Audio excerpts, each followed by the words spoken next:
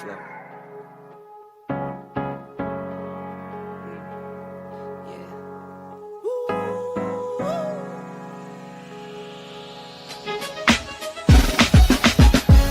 Yeah, I'm watching the rise, and I wouldn't say I'm shocked, cause I'm hardly surprised. This one's for the ride, this one's for who knew I'd make it, just needed some time. This one's for my wife, could've left 1,000 times just about my side. This one's for the grind, I knew it would happen, just had the strength in my mind. To the videos, they thought I was a black guy. That's hard to get over. A foreigner in the sport, but I'm fully devoted. I don't take it for granted that the door's been open. I knew I was different, I knew I was chosen. A breadwinner, but I'm soft-spoken. Authentic like a 5950 and there's no cap. Let's have a toast to that. Let's have a toast for the real ones. Let's have a toast for the real. Let's have a toast for the real ones. Let's have a toast for the real. Let's have a toast for the real ones. Have a toast for the real. Let's have a toast for the real ones. Have a toast for the they done baptized the bad guy. Still don't follow religion. The fabric's not average. The cotton's Egyptian. 500 for the shoes, come dirty, but the European. Less is more and less is the bank. Up the score, I pull up from Trey. From the tray, I'm ballin' like Trey. Do what I can, I do what you can't. I wrote this 30,000 feet up. 10 toes, stay G'd up. I'm tryna get that type of wealth, like a house on the hills, can't see us. Say the money still me up. Stay humble, stay teed up. I don't tell you how to live, so don't hit me with no weak stuff. And if you know the deal, then you know the deal. If it's real, then you know. Yo, what's going on, y'all? This your man Marcus A. Brown, and I'm here to tell y'all that I just got done with my first consultation with the brother Andre of Love Crossing Borders. I just wanted to give him his praises. I need y'all to do two things if you haven't already. If you haven't, subscribe to his YouTube channel, Love Crossing Borders. Also, if you are going to Colombia, if you're thinking of going anywhere, traveling internationally, please consider booking a consultation with the OG Andre of Love Crossing Borders. You will not be disappointed. I'm a fan of the channel, so I booked a 2-hour session just to show support, just to show love and say what's up. He provided a wealth of information, way more than I was even expected. He has an excellent presentation. So I just wanted to let y'all know you will not be disappointed. Book the consultation, subscribe to the YouTube channel if you haven't already. Dre, man, I appreciate you. I will be out in Colombia, and I look forward to linking up with you. And y'all, get in tune with him if you haven't already. Tell him MAB sent you. Peace. Let's have a toast for the real ones. Let's have a toast for the real. Let's have a toast for the real ones. Let's have a toast for the real. Where are all the black men? And I'm not talking about the scammers, the drug dealers, the robbers, and the crooks. Well, actually,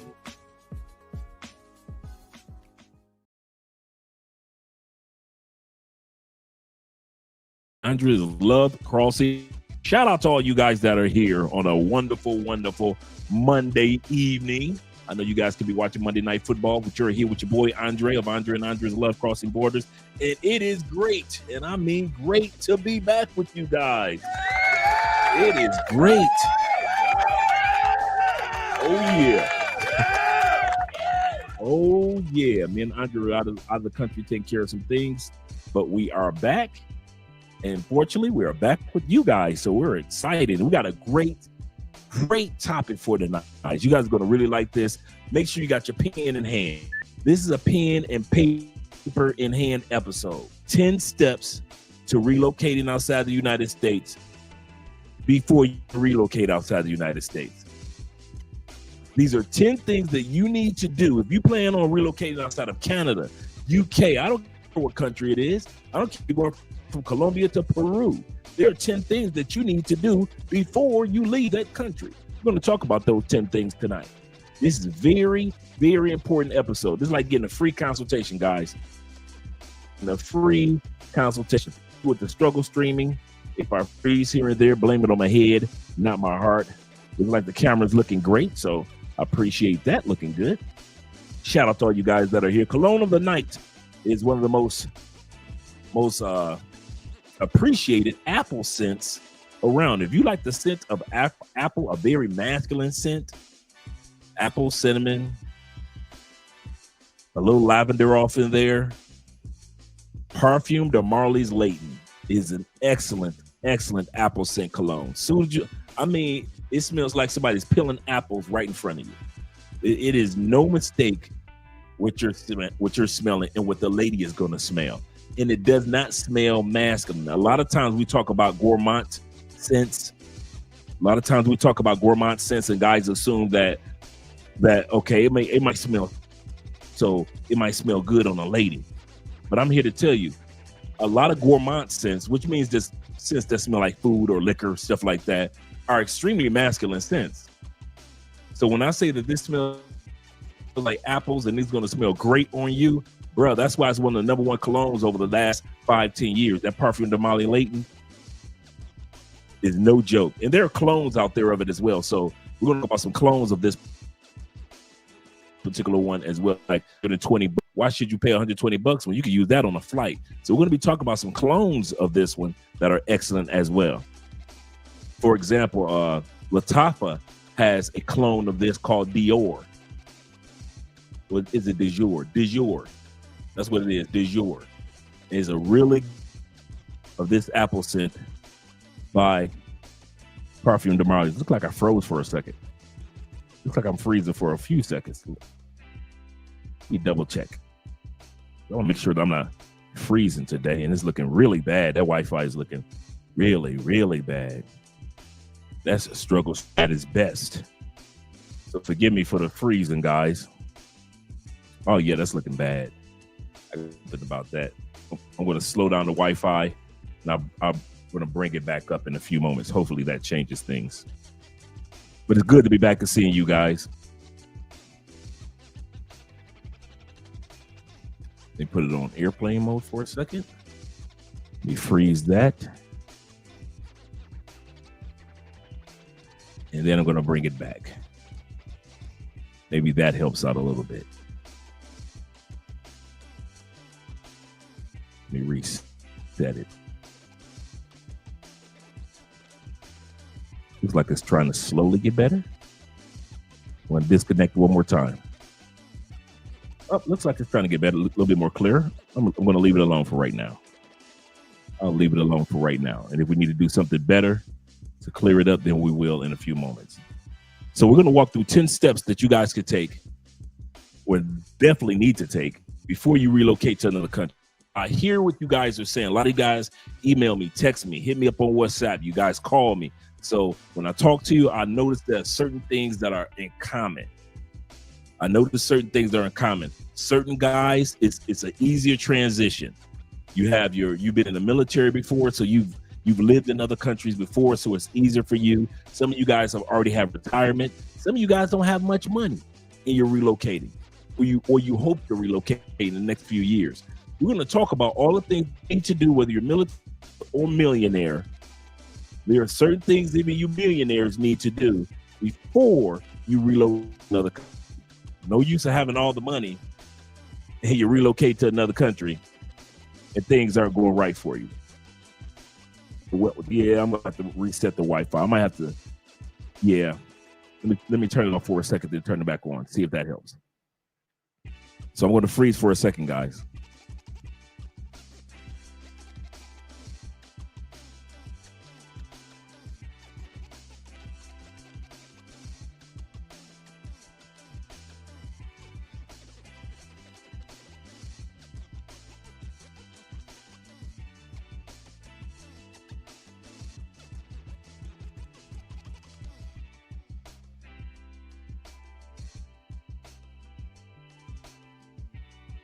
Okay, hopefully this helps. Let's see if this helps. Let's see if this helps us out, because this is a very important episode, and I want you guys to be able to see this. I can see clearly now. You got to see it clearly. So we're going to be patient with this particular episode. Once again, shout out to all you guys that are here. Thanksgiving is coming up. Shout out to my Detroit Pistons, by the way. Just winning 12 games, 13 games straight. Shout out to them. Our record right now is we're the second in the whole NBA right now. The second best record, even better than the Lakers. Shout out to those Detroit Pistons doing an excellent job this year. That's a lot better. That is a lot better. Shout out to all you guys. that are supporting the channel. That way, PayPal, Cash App, and Super Chats. Shout out to all you super guys. First person here this evening was here earlier. I saw you here earlier, Tevin. I saw you here earlier, brother. Shout out to you, brother, for being here so early. Shout out to you. He said, first one in the chat. Yes, you were. He said, I'm happy to be here and greeting to Andre and Andrea. He said, salutations to everyone who is joining us live. Please hit that like button on your way in. Yes, sir. Avengers Assemble. Avengers Assemble. He said, I've been waiting all week for another live stream. Yes, sir. Yes, sir. Like I said, me and Andre had some things we had to take care of. We're going to give you guys all the updates on what we were doing over the past week. But right now, hey, I'm just good. I'm just happy to be back with my man, Poor Man 313 as well. You better back the fuck up out my face, goddammit. I'm from Detroit, Michigan. Don't play with me. Don't play with him. You know the man from Detroit. Why you already, you know how he act. You know how we get. Shout out to my man, Simple Logic in the building as well. Glad to see them VA boys in the building doing what you do. Shout out to my brother coming from Chester, VA. Yes, sir. Yes, sir. And my man David Dice, he say the family, Andre and Andre is back. Let's go. Yes, sir. We're here, gentlemen. We are here.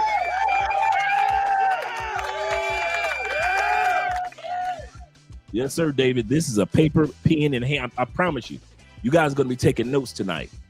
So when I sit back and say, and I got pen and paper in hand, because there are some websites I want you guys to write down. For example, one of the topics we're going to talk about tonight is international health insurance, not just travel insurance, international health insurance. You're going to need this information no matter what country you go to if you plan on getting a visa.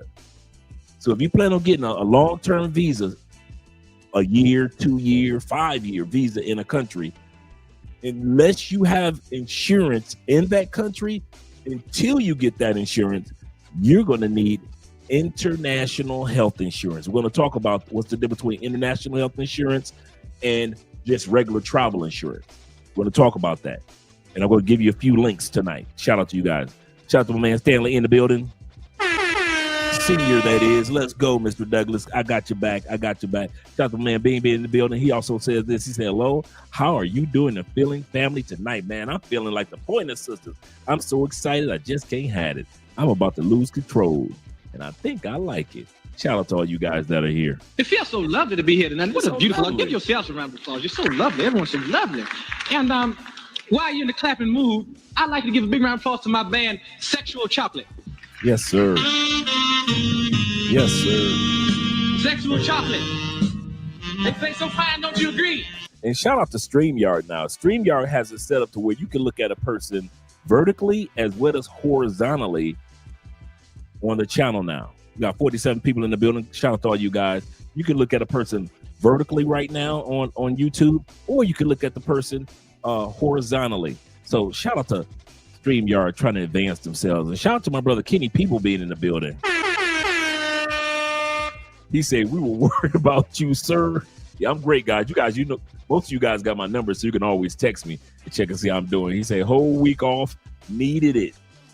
You guys don't realize, man, I may take a whole week off like every 3 years. I've taken a whole week off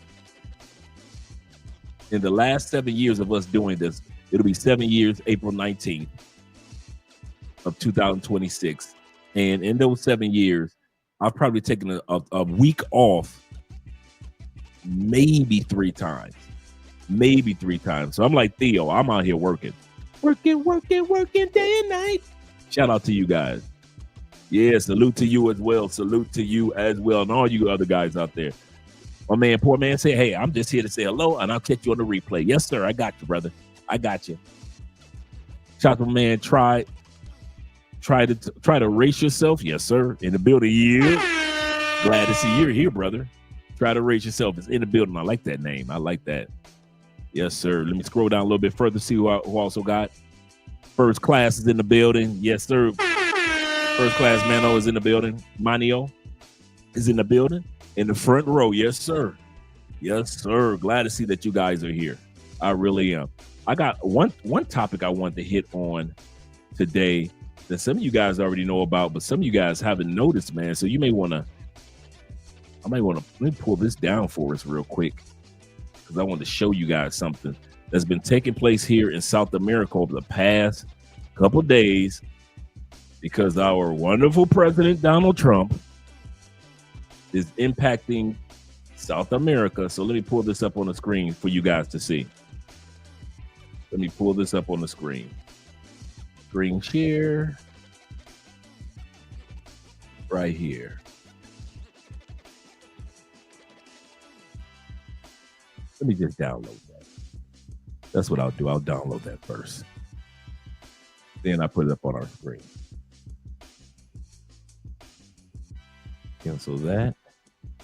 Bring this in. Image. This is important. I want you guys to see this, man. So some of you guys' flights might be delayed a tad bit.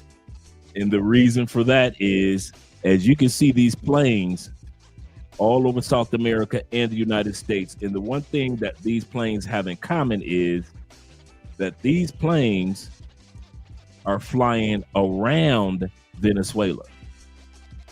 Most planes around the world now are not flying over the Venezuelan airspace because of our wonderful president. Trump is over there trying to steal the oil from the Venezuelan people. I wish I could put it a different way, but that's what's going on. Allegedly,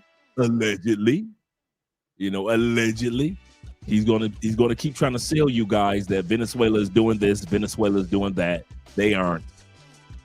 Venezuela's been minding their business. Even when they went broke, Venezuela minded their business, because China and Russia has been throwing billions of dollars to Venezuela since the 2014, 2016. Also because Venezuela sits on the world's largest oil reserve. The world's largest oil reserve is not in the Middle East. It's in Venezuela, Colombia, Brazil, right? And so since the Middle East no longer deals with the United States when it comes to oil, and all of our own oil in the United States is already sold to our customers. That's why the United States doesn't use its own oil, because most of our oil is sold to our customers. So we can't use our own unless we use a little bit of our reserve. So where else can we go and bully our way into getting oil? South America. So that's why you see Trump beefing with Colombia. Now you see Trump beefing with Venezuela and using the same tactics that he tried to use with Canada. They're sending drugs over. Remember he did that earlier this year, tried to say Canada was sending drugs over, but he wanted more from Canada. And now trying to say the same thing about Venezuela, and the statistics have already proven Venezuela sends very little to no drugs over to the United States. Now we got off the coast of Curacao 2 gigantic military aircraft ships off the coast of Venezuela, and it has nothing to do with drugs. So anything that you guys are hearing back home, I promise you, I'm telling you, I'm giving you straight facts. It's for the oil. They're trying to bogart their way into getting the oil, just like we did in the Middle East. We bogart our way in the Middle East, and it doesn't work anymore. We can't go to other countries. Ukraine is destroyed, so you can't get oil through Ukraine anymore. So where do you go? You come to South America and try to bully your way in through here. But like I said, tonight is not about that. It's about letting you guys know, if your flights take a little longer to get to Brazil, if it takes a little longer to get to Colombia, if your flights are taking just a little longer to get to Peru or Ecuador, this is one of the main reasons why. Because every flight that's in this region of the world, this hemisphere, are flying around the Venezuelan airspace when they used to be able to just fly through. So your flights are going to be a little bit longer, just to let you guys know. Shout out to all you guys that are here tonight, including my cousin Michael, my older brother, my cousin Michael in the building. Yes, sir. We got a good one for you, Mike. Pen in hand. This live stream is dedicated to guys that are leaving in the next 5 months, leaving the United States in the next 5 years, or just like I wrote with the book, or guys that are leaving within the next 15 years. So this information it goes across time. This is what I did. This is what others have done before we left the States. This is very important. 10 things that you're going to do before you leave the States in the next 5 months, next 5 years, or next 15 years. So we're going to walk through that tonight. This is very, very important. Shout out to you. Shout out to my cousin Ben. And shout out to my brother Keaton. Yes, sir. Shout out to all the truck drivers out there. Salute to all you guys. And YouTubing is a habit in the building. We're doing something right. YouTubing is a habit in the building. He said, welcome, chat, and everyone. Blessings. Yes, sir. Get ready for the holiday season. It's coming up, guys. Black Friday, Thanksgiving. A lot of you guys, for all you guys are going to be in Cali, Colombia on Thursday. Dinner is scheduled for 7 o'clock. Be at the Marriott, because we're going to be at the Marriott. Be at the Marriott no later than 6:45. Andre and I are going to be there. We're going to be there at like 6:35, 6:45 ourselves. We already went to the Marriott. We got the reservation for a table of 10. So it's going to be a bunch of us here already. So if you're going to be in Cali, Colombia, hit me up with an email for Thanksgiving, and you ain't got nothing else to do. Hit me up with an email. Hit me up with or if you got my WhatsApp phone number, hit me up on WhatsApp, text me, let me know, hey, if you want to be one of those 10 people, or at least 8 people, because Andre and I got a seat, those 8 people, because we got quite a few guys that are going to be here. And so I think we got 2 or 3 seats left for those that are going to be here. And the meal is like $30. So it's not expensive, but it's a real nice Thanksgiving Day celebration. And they have this in all the Marriotts around the world. So if you're anywhere near a Marriott and you want to have a good Thanksgiving meal, go to the Marriott and take your little significant other there or some friends there with some of your homeboys. So y'all can enjoy Thanksgiving at the Marriott. And we're going to be starting this as a tradition, even though your boy going to be making some macaroni and cheese at home just for me and Andrea as well. Shout out to my man Alexis in the building. Glad to see you here. I hope everything's going great with you, Alexis. He say, what's up, everybody in the chat? Andre, yes, sir. Everything is going, having a great evening, kind sir. Excuse me. Shout out to my man, Ruthless Rays. Shout out to Razor Rays and change the name. Ruthless Rays. Okay, we're going to take that one. Shout out to Ruthless Rays in the building. Appreciate you being here, brethren. I really do.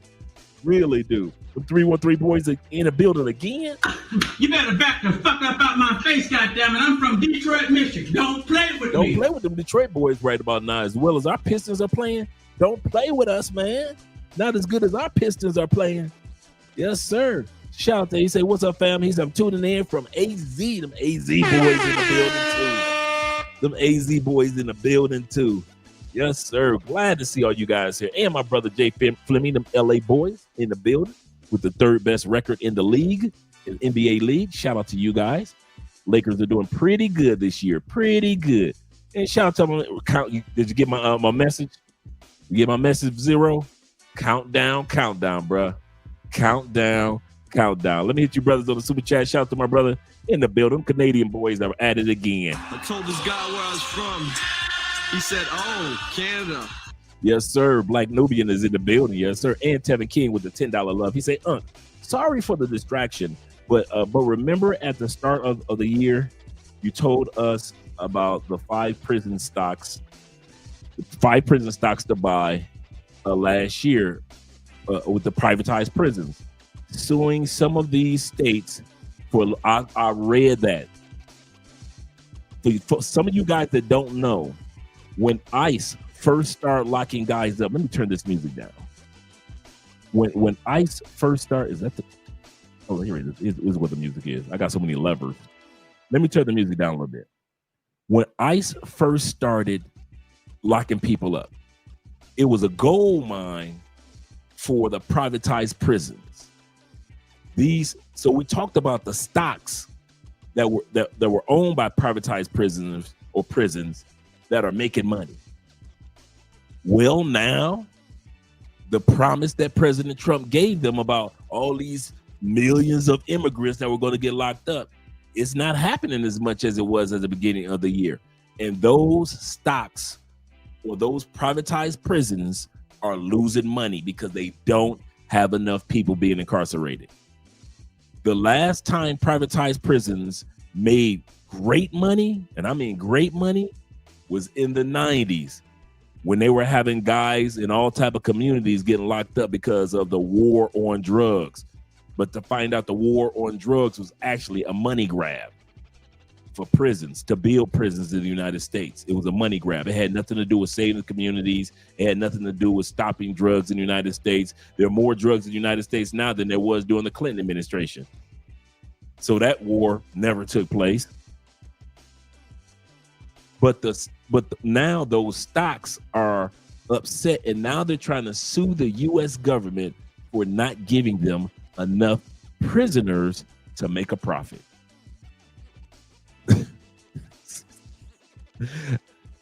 You got to love the United States. We try to capitalize on everything. Not giving enough prisoners to make a profit. You are absolutely correct, brother. Yep, I read that article a couple days ago when it came out. Yes, sir. Countdown. And once again, salute to my brother Jay in the building and all you other guys. Black Chairman is in here as well. Glad to see you here. And them Indiana boys, them Boilermakers. Shout out to my man Gary in the building. I'm looking forward to seeing you in a couple weeks, Gary. Looking forward to seeing you in the missus. Yes, sir. It's my dude right here. This is my dude. Yes, sir. Gary was traveling before a lot of us. Yes, sir. A lot of us. He said, yeah, you froze up. Yeah, I'm looking better now that I've adjusted. So everything's looking good for you guys tonight.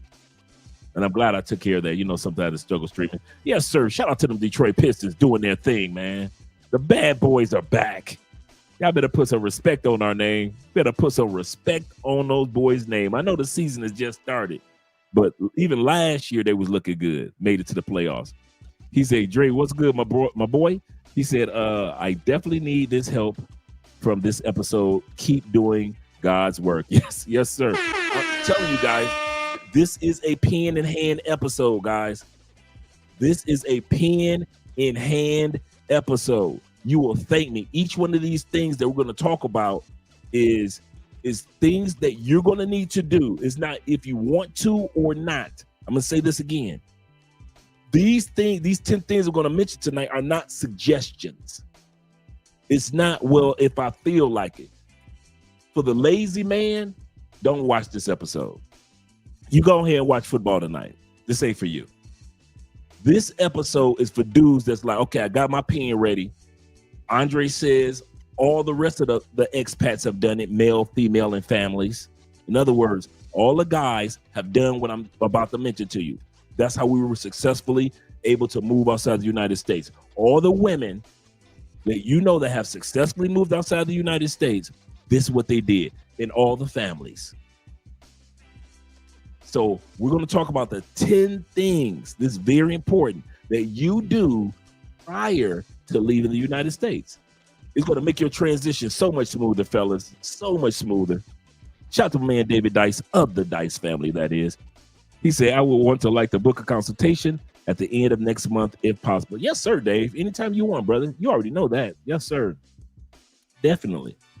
And a lot of you guys are booking consultations bringing in a new year. Yes, sir. Let me scroll back up. Let's see, make sure I don't miss anybody. Like my man Mellow Life, don't want to miss him. Yes, sir. Glad that you're here, brother. And my man Alan Richardson of the Richardson family. Shout out to you. He said, hope all is good and having a great day or having a good day. I'm going to be having a good day as well. I really am. Shout out to man Ra in the building. He said, good evening, Mr. and Mrs. Spence. Yes, sir. He said, from the ATL, them Atlanta boys, them Georgia boys, them Southern boys. Here we go. Did I hit the right one? Wait a minute. Let me see. Oh, there we go. Yes, sir. Shout out to Cartagena, my man Chalupe in Cartagena. Man, I love Cartagena, man, except for the cold weather. I really do. I really do like Cartagena. It's very modern. It's like in the top 20, top 25 largest cities in the world. Population twice the size of Chicago. More people than New York City. Just to give you an idea, New York City is the biggest city per population in the United States. 9 to 11 million people in New York City. New York, right? Bogota, 11 to 13 million people. That's how large Bogota, Colombia is. So we're not talking about some little small capital city, oh, that's cute. We're talking about one of a major metropolis. Shout out to my brother. Watch it from that. My boy Kobe. We in Tampa.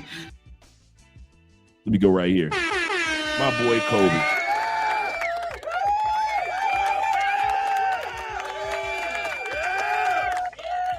That man is the definition of catching flights, not feelings. That man is always on the go. Shout out to you brothers from Nairobi. Nairobi, Kenya. Shout out to you guys. And it's 3 a.m. in the morning. I might not want to keep this one too long. Shout out to you. Greetings to everyone. Yes, sir. Tevin King says greetings to everyone. Olaf from Bogota. He said, I leave Wednesday before Trump, start really acting up. Seriously, man. He trying to get, there's a $50 million bounty on his head. I'm like, dude, leave that dude Maduro alone. Them people ain't asked you to come over there. We're going over there. We're going to help free the people. The people of Venezuela ain't asked you to come over there and do nothing. Just like the people in the Middle East ain't never asked y'all. They never asked. That's the part that keeps making us look bad around the world.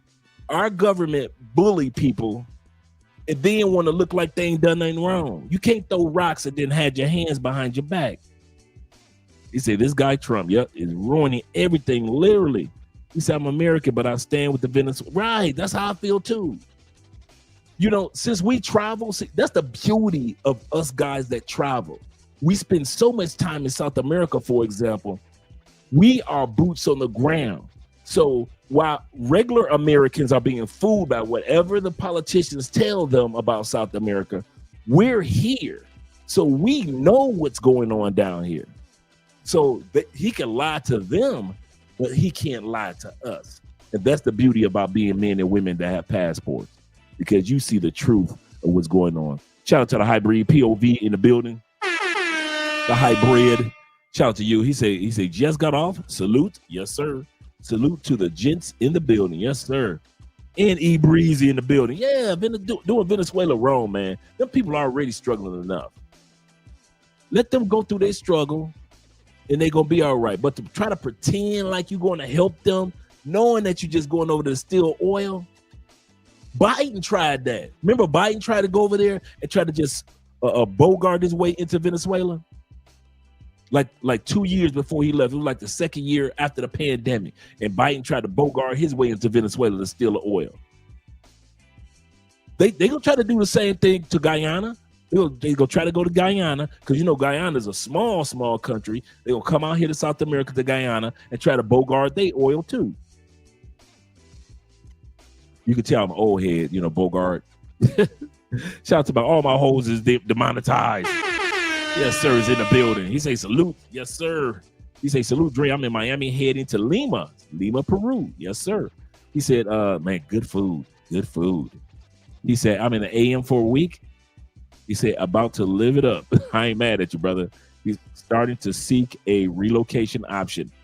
We're going to talk about that. I'm glad that you worded your super chat that way. Relocation option, guys. Don't forget that term because that's one of the ones we're going to be using tonight. Shout out to you, brother, with the $5 love. Let me scroll down. We got 68 people in the building. I missed y'all too. It's only been a week. Missed you brothers too. Shout out to you guys.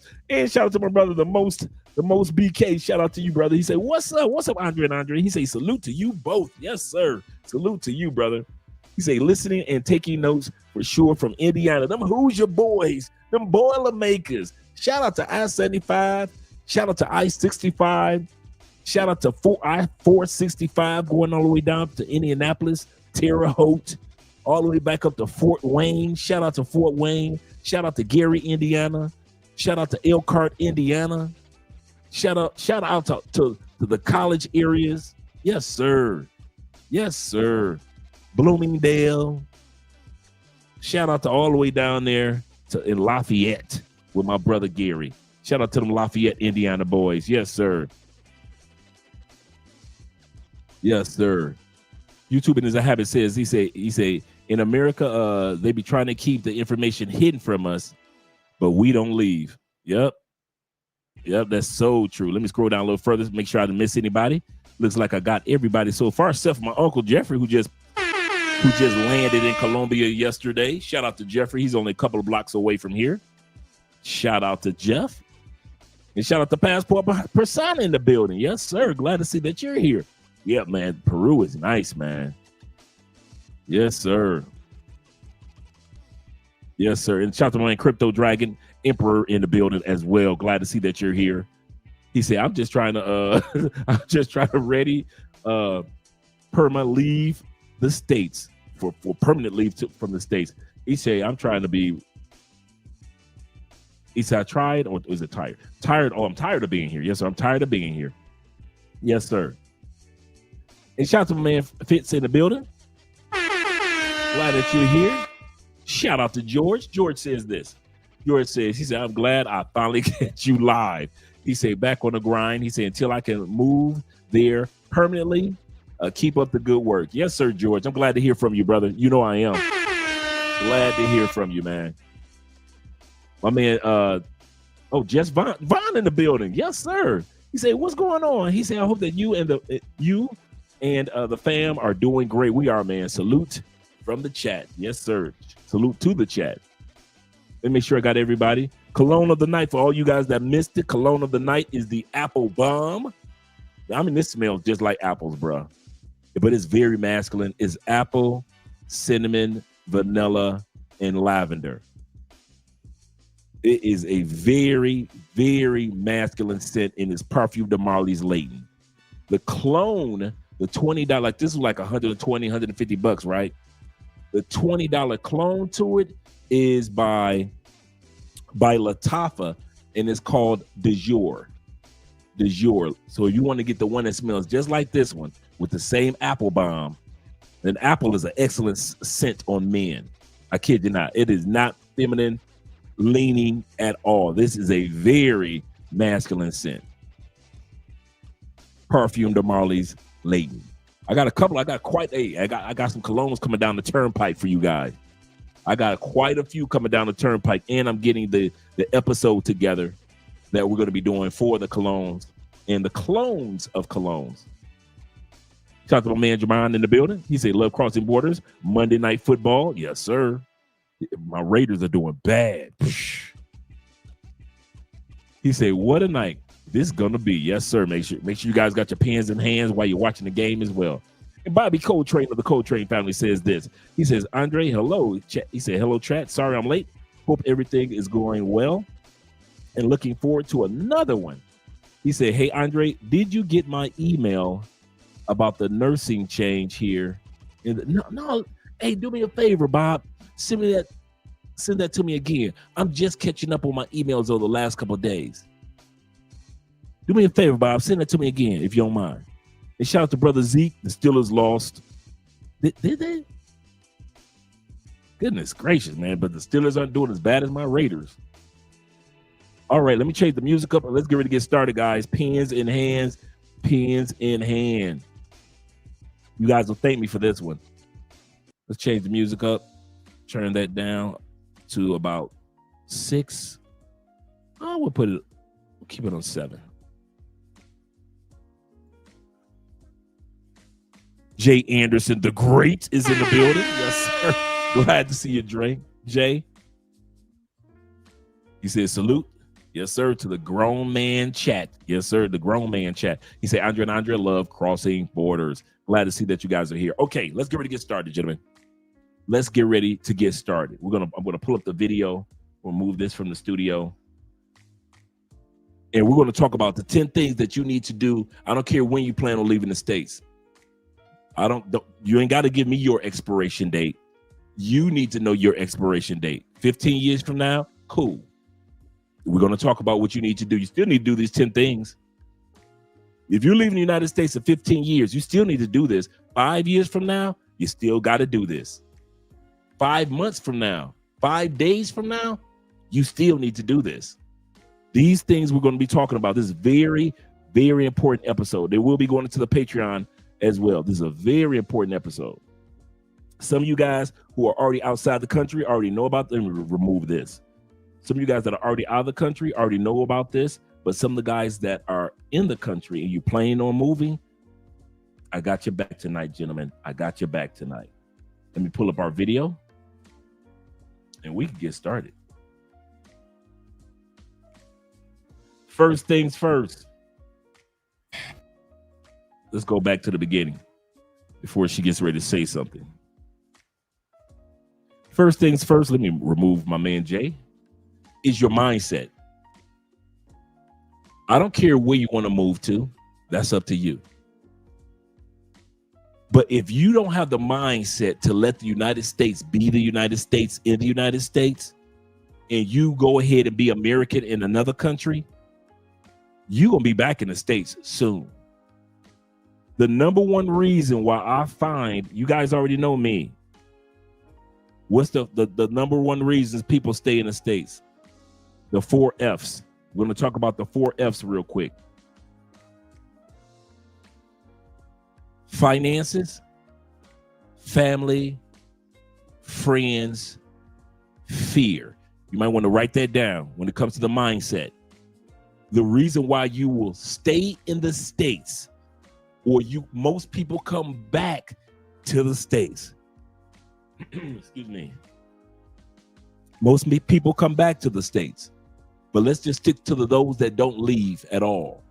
They talk a good game, but they never leave. Time goes by, but they don't leave. Oh, they visit other countries, but they don't leave. Yeah, they'll go on 15 cruises, but they don't leave. Fear, or we could just go finances. Finances is, get your money in order. Get your money on track. A lot of people don't leave yet because they got to get their money on track. Whether it be you're taking Theo's classes, getting certification, whether you got an online business, whether you plan on doing crypto investments, whether you got a couple of pieces of property and you want to sell them, whether you're retired, you just I'm just waiting for my retirement to take place, or you're already retired. Most of us stay in the States because we still have financial obligations to ourselves and or to our families. So we'll stay there.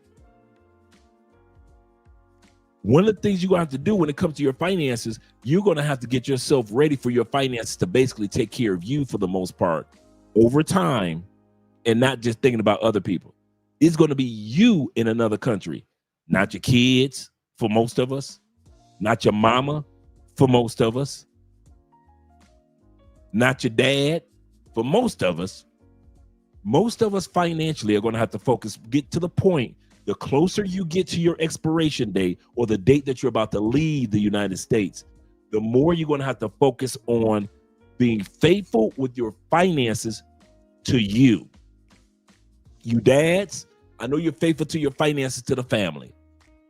Boyfriends, I know you're faithful to your finances to your lady friend. But if you plan on leaving outside the United States, I promise you, bruh, that first F, you're going to have to become comfortable. And a lot of guys don't do this. You're so comfortable with using your money to take care of others. It feels kind of awkward to really look out for you only throughout the year. When somebody needs a few dollars back home, that's one thing. But I'm talking about dedicating your finances to you. It's been years since some of y'all have done that, and it feels a little uncomfortable. So you're going to have to get your mindset set around the fact that, hey, there's nothing wrong with looking out for you. It's not like you're thinking, I'm looking out for number one. It's not that.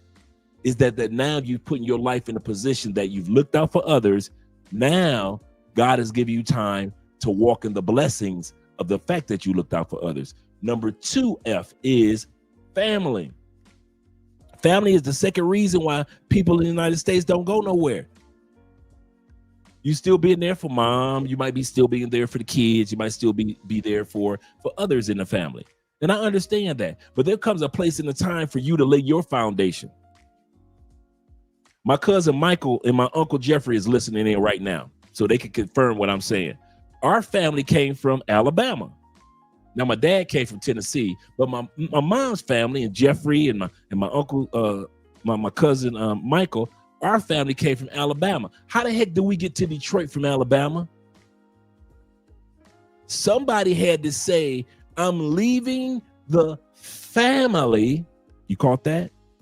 To go up north to Detroit, to go up north to Chicago, to go up north to Cleveland, to go up north to Indiana or wherever it is, in order for the betterment of the family.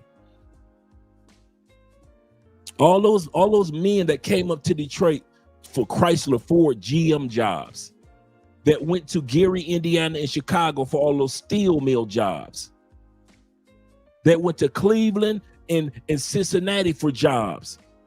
Those men at one point in time, in order to accomplish the goal that God had for them, had to leave the family. They didn't take the whole family up there. Granddaddy and them went up there, and then he came back and got grandma and one other person, and then came back down and got two more people, and then came back and got some other people, and then an uncle or a brother said, hey, I'm going with y'all when y'all go back to Detroit. And then all of a sudden you got all these generations of our family in Detroit more than Indiana. How? Because there was one dude that said, I'm going to Detroit. Despite what my love and my care for my family, I'm trying to build a larger legacy than Alabama. Same thing with Abraham in the Bible, right? God told Abraham, listen, I know you love your family, but I got something I want you to do. Did not God tell Abraham's son that, Jacob, I know you love Abraham, but I need you to go over to this land. What about Jacob's son when he got older? Isaac. Did not God tell Isaac, I know you love your granddaddy Abraham, your great-granddaddy Tamar, your daddy Jacob, but Isaac, I'm trying to send you over here. Sometimes we don't have the mindset ready to relocate to another country because of finances, because we always think about others with our finances, or family. Because we think that if we're not there, the whole family gonna fall apart. That's not true. Family was around before you was born, and family gonna be around long after you're gone. You are not the last one with the last name, okay? Family gonna survive long after you gone. Generations of your last name was already here, long before your little butt was born. Stop acting like if you're not there, the family will no longer exist. Get that telenovela out of your mind. Be there for family, yes, but there comes a point in time where family expects you to go after the dreams of the legacy of the family, keeping the family name going. The next one, we talked about 4 F's, friends. We talked about your finances. We talked about the mindset around family. We're going to talk about friends. So we're still in the number one. We're still talking about number one, mindset. Fellas, hear me out. Friends is your comfort zone. You know how I always talk about, if you plan on leaving outside the United States in the next 5-10 years, why are you buying a Hellcat? Why are you buying a Cybertruck if you plan on leaving the United States in the next 3 years? Why you getting somebody pregnant? Can y'all answer me that? Why y'all still busting nuts up in these American women? You going raw and just busting nuts all up in their mouth, their face, and all up in their cooch. So you don't think you're gonna get nobody pregnant? You do know, being a good man that you are, if you get somebody pregnant in the States, being the good man that you are, you ain't moving outside the United States being the good man that you are. Now, if you some raggedy dude, get some chick pregnant and leave the United States, that's because you're a raggedy dude. But you good dudes, you ain't going. You gonna get that girl pregnant and you gonna stay there and take care of that child. Dream deferred. You gonna be there for another 20 years. Oh, you gonna travel here and travel there, but your dream of really living in other countries or a country, that's deferred if you're a good man. So since you're a good man, put on a condom, bro. Don't be getting these chicks pregnant. In other words, stop getting comfortable in the country you plan on leaving. That's one thing that all of us, Tailor-Made Dreams, Ace Live, Check and Effect, all of us who have relocated to other countries, all your favorite content creators that have moved to other countries, More to Life, shout out to that brother. Love, Purpose, and Passports over in DR, him and his wife. We had to come to a conclusion that we could not live in the comfort zones of our current country or our home country. We had to be in a position or the mindset to be ready to build new comfort zones in new countries. But if you are so stuck on what makes you comfortable at home, a lot of times people go back to the States because I don't get my soul food like I normally do in the States. Well, you know, I'm around. We're gonna watch the video. You know what? We're gonna make it to the last F and then we're gonna watch the video. A lot of you black folks, you can't blame white people for this. I'm gonna say this again. You can blame racism for a lot of stuff, but I'm tired of hearing black people don't got their passports and try to blame it on white people. That ain't got nothing to do with white people. I'm tired of hearing black people talk about we on travel because of the white man. They ain't got nothing to do with white people. Nothing. They ain't got nothing to do with white people. White people is not controlling the fact that you save up your money, get on a flight, enjoy life in another country. They ain't got nothing to do with race. There are black people in the United States that will still blame white people for why you still in the States. Why? I ain't saying no white people turn nobody black away if they got a passport, if they got a flight. Ain't no black people being turned away at the flight. I ain't see no articles of we got turned away from going to France because we were black. Every blue moon you will see something like that, but it's not the norm. In other words, don't let racism be the comfort zone that you live in. I'm not moving because my type of blackness is not in all those countries. So I'm going to stay here because my type of blackness, not the Caribbean blackness, not the European brothers, not the brothers on the continent of Africa. I ain't leaving because African-American style and comforts aren't there. You ain't leaving. You right. If you're stuck in your comfort zones, I promise you guys, you are not leaving anywhere. That's why the number 3F is friends, meaning comfort zone. Anything that's got you so comfortable, don't worry about it. Your ass ain't going away anyway. You just watching this channel for entertainment. I promise you. Oh, you will go on a couple of cruises. Yes, you will. And tell your family how you went to the Caribbeans on a cruise and you got off the boat for 6 hours in St. Martin or St. Lucia or Turks and Caicos. Or in DR, you got off the boat for a couple hours and you really thought that you was internationally traveling on your cruise. I got you. But I'm going to tell you something. Y'all cannot keep using this race thing as your excuse for being stuck in the States. You stuck in the States, black man, white woman, Asian woman, white dude, doesn't matter. Asian dude, black man, y'all stuck in the States because y'all want to be stuck in the States. You're comfortable. You complain about the politicians, but you ain't going nowhere. You complain about food prices, but you ain't going nowhere. You complain about the medical situation, but you ain't going nowhere. You comfortable. You've been flea trained. You've been trained to be in a jar, jump up and down to where you can only jump so far, and now they can give you a passport and take the top off of the jar, and you ain't going nowhere. You flea trained. Most Americans, most Canadians, most people in their own country are flea trained. They will complain about not being able to jump far, but even if you take the top off and give them the opportunity to jump out the jar, they will never do it. They will give you every excuse in the book. So the third F is friends or comfort zone. Last one kind of piggybacks off of what I said. It's fear. Most people don't go or don't do anything because of fear. Statistics show, did you guys know this? Statistics show that 85% of what you fear never comes to pass. They've done studies on the things that we as humans fear. 85% of what we've ever feared from birth to death never even comes to pass anyway. And the 15%, they said this, the 15% of what we fear, we had no control over anyway.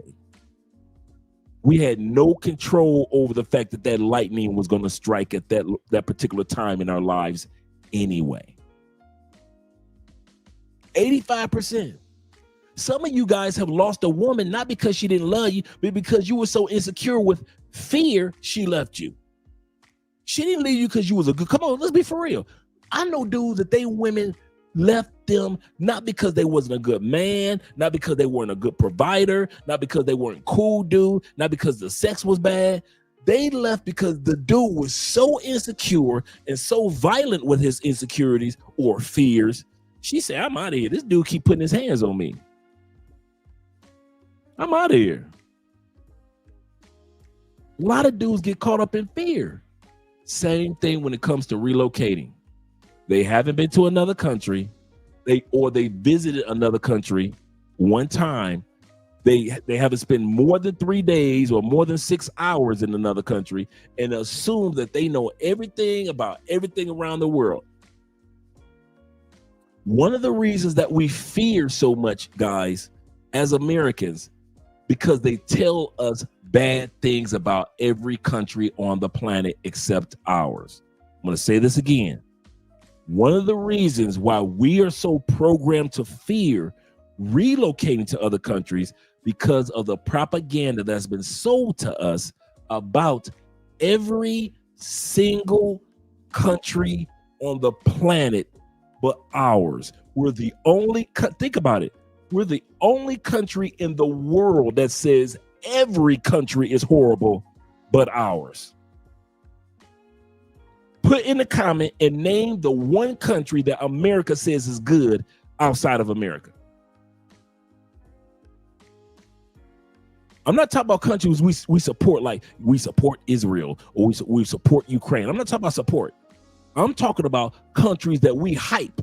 Like, hey, if you ain't in America, you got to be at this country. Not a one. I can't think of one. Maybe you guys can think of one. Shout out to my man Montrez Montgomery in the building and my brother Rico. Once again, to Zeke. And Jay says, when it happens, he says, just as bad as you thought it would be. Yep. He said, yep, it's not as bad as you thought it would be. That's another point. That's a good one, Jay. A lot of times we fear stuff, and when it happens, it's not as bad as you thought it would be. A lot of us that were married, you thought divorce was the worst thing in the world, didn't you? Now life after divorce is so much better, ain't it?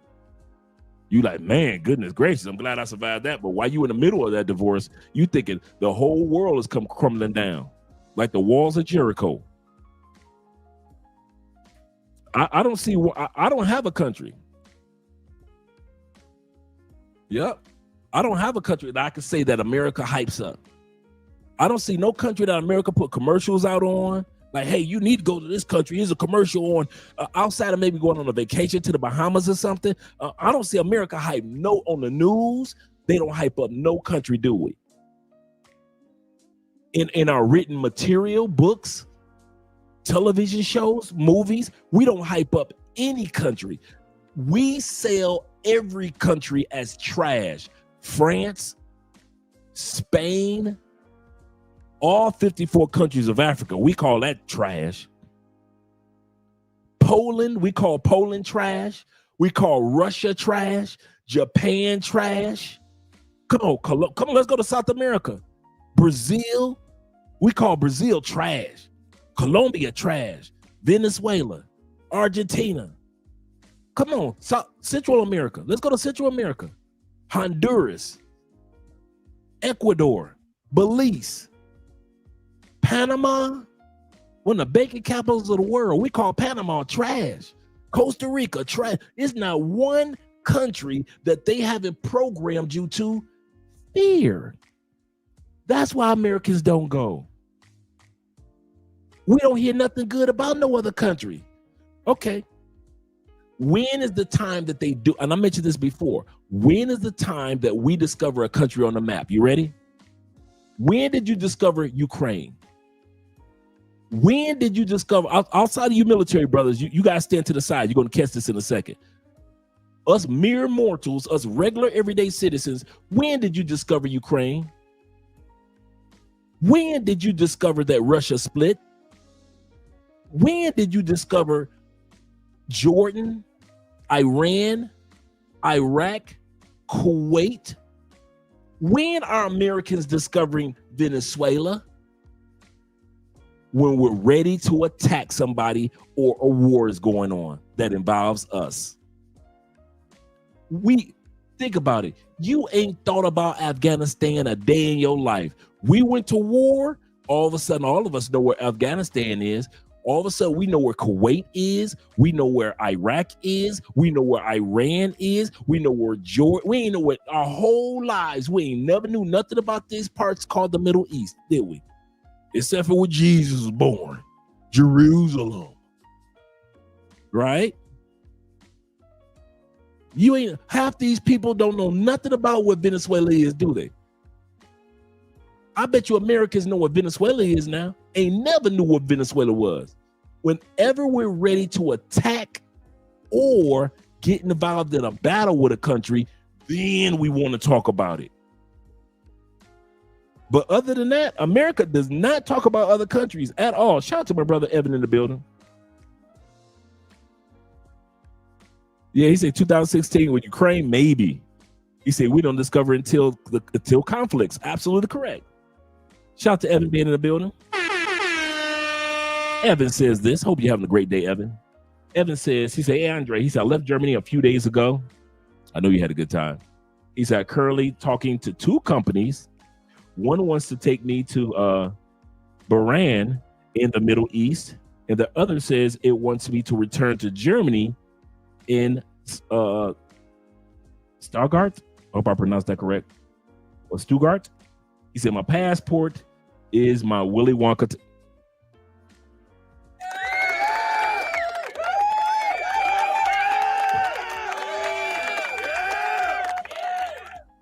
You know I had to write that down, right? Hey, you know that's about to get stolen, right? That Willy Wonka ticket, my passport is my Willy Wonka ticket. So when you see that episode come up in the next couple of weeks, hey, Evan, you know where I got it from. Yeah, I'm writing that down, right? My passport is my Willy Wonka ticket. Yeah, that's gonna be an episode right there. That's gonna be an episode right there. Shout out to you, brother, with the $20 love. Yeah, yes. That's right, Garland. A few of us know about these countries because we travel so much. But the average everyday American, they ain't know what Venezuela was. Outside of probably beauty pageants. Other than that, most Americans, they're giving, think about it, we're giving $40 billion to Argentina. If you walked up on the average American, they couldn't tell you where Argentina was. They think Argentina is in Europe. That's what I mean about the fear. They set us up with this fear factor. So the first thing that you need before you leave the United States, I'm not going to harp on each one of them but the first thing you need is your mindset correct. Before you leave, if you don't have the correct mindset when it comes to finance, family, friends, meaning your comfort zone, or fear, you're going to go back to the States, and it won't be because of money. Now, for some people it is, but I'm here to tell you, most people go back to the United States because they are They're not ready mentally to live outside the States because we've never been raised or prepared to. He says, a beautiful city in Germany. Shout out to International Quiet Storm City in Germany. He said Mercedes-Benz and BMW museums are located there. Me and Andrea, we want to go to a couple of cities in Germany, and we just didn't have enough time to go there, so we just went ahead and went to London. But I kid you not, man. Shout out to you brothers, man. I'm proud of y'all brothers. If ain't nobody tell y'all in y'all family that I'm proud of y'all, I am. I ain't gonna even lie. I love what we're doing out here. I don't care what the ladies on TikTok say. They only going for the ladies. I don't care what y'all think. I see men using their Willy Wonka ticket, passport, to do some amazing, amazing things other than the ladies. Now, the ladies are cool. We like the ladies, but the fact that we guys are doing so many other things other than just the ladies, yes, sir. He said, I sent you the video. He said, I sent you the list and the video. Okay, Bobby, thank you. I appreciate that. He said, fear will interfere. Yeah, for real, interfere. Understand your blessings, for they are also your guide through life. Amen. Yes, sir. Yes, sir. Yes, sir. Let's get started with the video or the first one. The first one is mindset.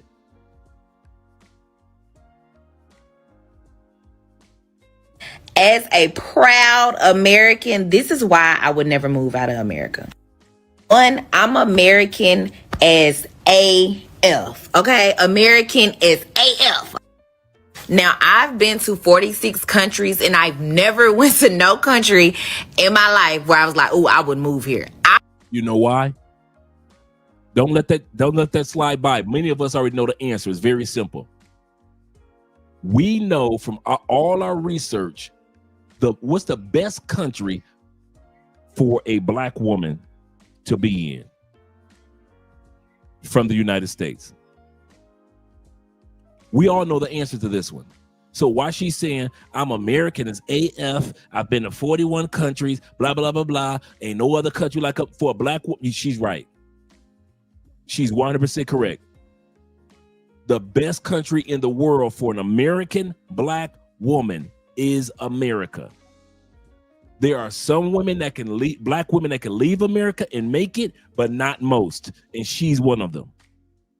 Yep, they need those laws. They need that common denominator of the community. They can't be around. You can't take a woman like this to a black country, such as the Kenyas, such as the South Africas. So you could put them in a country full of black people, but they're not African American people. So she know that the Nigerian brothers ain't gonna put up with what the African American brothers gonna put up with. So that's why we always say it's not a put down. It's the fact that sisters, for the most part, when it comes to relationships, are not desired around the world in other countries. They do videos on it all the time. So a lot of you guys might be thinking right now, Andrea just put down the sisters. I'm not. This is just what the sisters say on their, on their own videos when they go to other countries. We watch videos with sisters from Panama. We watch sisters from South Africa. Sisters complaining with dating groups in Thailand and Vietnam. Sisters complaining in Bali, and sisters complaining here in Colombia. Have we not watched all those videos? And they were all sisters complaining about the dating life for African American women in other parts of the world other than America. It's not normal. Their expectations are not the norm in America, and definitely not the norm outside of America. So this is not me putting down our sisters. This is me agreeing with the sister who has been to 41 countries, and she will tell you no other country will treat black women like America will tolerate black women. My man Mellow Life, shout out to Mellow being in the building once again. He said, big facts. He said, also black women like going to countries where most black people ain't. Yep. They like to go to Greece. They like going to Italy. They like going to Portugal, which is some great countries. But they expect those white guys to tolerate what we as black men in the States will tolerate, and it doesn't work. That's what frustrates them so much. I'm going back to the States. I don't blame you, sisters. I don't blame you. Go back to the States. Go find you a man in the States and be happy. Because in other countries, those men in other countries, they just don't tolerate it. He said, I could tell you how she talked. Let's listen to her now. I would visit, but I would never leave America. And I talk plenty crap about America. But one thing about it, I love being American. I'm just way too Americanized to move to any other country. You ever notice that we don't talk like that as men? I feel more American. That's the funny part. She said she's more Americanized or too Americanized to be in another country. Look, how many times have we as men said that I have never, especially black men, this is not a race thing. How many times have we said the only time that we've ever been called an American in our whole life was when we left America? How many of us have said that people often say, oh, that's the American? How many times have we said people notice that you American more they even notice that you are black? In all my years of traveling, nobody has stopped me because I was black. Now, if I went to certain parts of Europe, I get that. But for the most part, around the world, most countries have treated me like an American. So for her to sit back and say that she's too American for other countries, when most countries, they see you automatically as American. I have never been treated like an American in America, ever. Not a one day, not a day. I've been treated like I'm black every day. By black people, white people, everybody. In America, we look at race first. That's a white guy. That's a Latin guy. That's a white woman. That's a black woman. Then we look at nationality. But as soon as you get on a plane going to another country, they ain't looking at your race first. They're like, that's the American. Then they like, okay, that's the black American or that's the white American, but you American. So for her to try to sell that product that she's too American for other countries, no.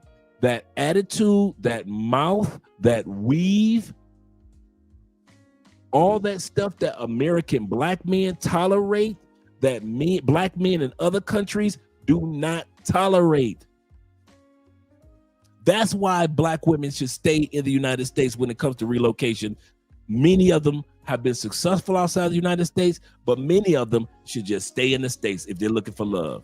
If you are looking for love as a black woman, I'm sorry, sisters, and I ain't hating on you. I know y'all think I'm sound like I'm hating, but I'm telling you, after all of the videos that you ladies have put all over TikTok, the number one thing that us men have noticed is that y'all can't find love nowhere around the world except for back in the States. So that's why we say y'all need to go on back home, because them Thailand dudes ain't gonna marry you. Them Indonesian dudes, the Malaysian dudes, they ain't marrying you. Them dudes in Japan ain't marrying you. China, they ain't marrying you. Them African brothers are not putting a ring on your finger. There's 54 countries, they are not marrying you. There's only a couple of y'all that's able to come down here and get married in Brazil or in Colombia. You dang sure ain't getting married in Panama and Costa Rica. Ain't nobody marrying y'all. The only men in the world that are marrying African-American women in masses are black men back in America. So she's right. The only place where they can feel comfortable enough to be tolerated is back in the States. Let's go back to the video. Like, I complain about a lot of stuff, but to me, America is the best country in the world. The only reason I ain't leaving America as a black person, because I don't want to go nowhere where my people not going to be at. I don't want want to go nowhere I can't find no good soul food. I'm not gonna lie. I want to be where my culture is and where my people are. You see what I'm saying? In other words, she's trying to go where all the get on this is. So unfortunately, I am here to stay, just like my ancestors. There's a lot of people dying to come to America. And I can tell you firsthand, because even though I was born in the United States for the first 13 years of my life, I was growing up in Jamaica. And I would tell you straight up that I would choose to live in America over Jamaica any day of the week. And also because of me living there, I know what the condition of life and the condition of other people's lives are, especially when you're not, well off, is like in Jamaica. Okay, before we let him slide by, you ever notice people talk about so many people coming to America, right? They never talk about that it's mostly impoverished people that feel like they have no other choice. Can I say this? I know plenty of Colombians, Venezuelans, and Brazilians. I never met a one that left to walk to go to the United States. I've heard of stories. I got some friends, some partners that got a story of maybe like 1 or 2 people that they know that left and walked to the States. But most of us, out of all these millions of Brazilians, billions of people in South America, none of us got no, you ever noticed that? None of us ain't got no story of nobody leaving. You was dating a chick and then next week she disappeared because she was walking the trail to the United States. This myth that everybody wants to come to America, we need to stop it. The only people that's trying to come into our country are the brokest of the brokest of the brokest. People that were broke in their own country and felt like they ain't have a pot to piss in come to America. And now that we've changed the visas, even the few intellects that came to America, like from India doing tech work, they don't even come to America anymore. So all the intellectuals that did try to come to America, the few, they can't even afford the $100,000 visa now. And here's the other part. I was watching the videos, and I've been watching this for about a couple of years. Europe is going through the same thing. Did you know France gets over 500,000 new people coming from Africa, coming from other parts of the world every year? Just France alone. Not including the overpopulation of Spain, because it's right there off the coast of Africa. Not including the hell that Portugal goes through. Not including all the immigrants that have been there for years in the UK, London, Ireland. You see what I'm saying? These countries are going through the same hell of immigrant overpopulation, creating crime and ghetto that we are going through in the States. That myth of that we're the only ones going through it can be sold to us because we don't do no research and we don't travel. Now, those of us who do travel, we know these things. This is common ABC, class 101 to you. But to the average American, they still believe that everybody wants to come to America. That's how the French feel. Everybody wants to come to France. That's how the Italians feel. Everybody's trying to get to Italy. That's how the Spaniards are feeling. That the people in UK are feeling. People that are in other parts of Europe are feeling the same crunch of the impoverished people crawling to their country as a last ditch effort to put some food in the mouth of themselves and their families. America, you are not special when it comes to people trying to immigrate to your country. I don't know why we keep on believing that lie and why we keep promoting that lie. Because we don't do our homework on immigration that's taking place globally. There are so many countries that are tired of the millions upon millions of people invading their countries, just like America is tired.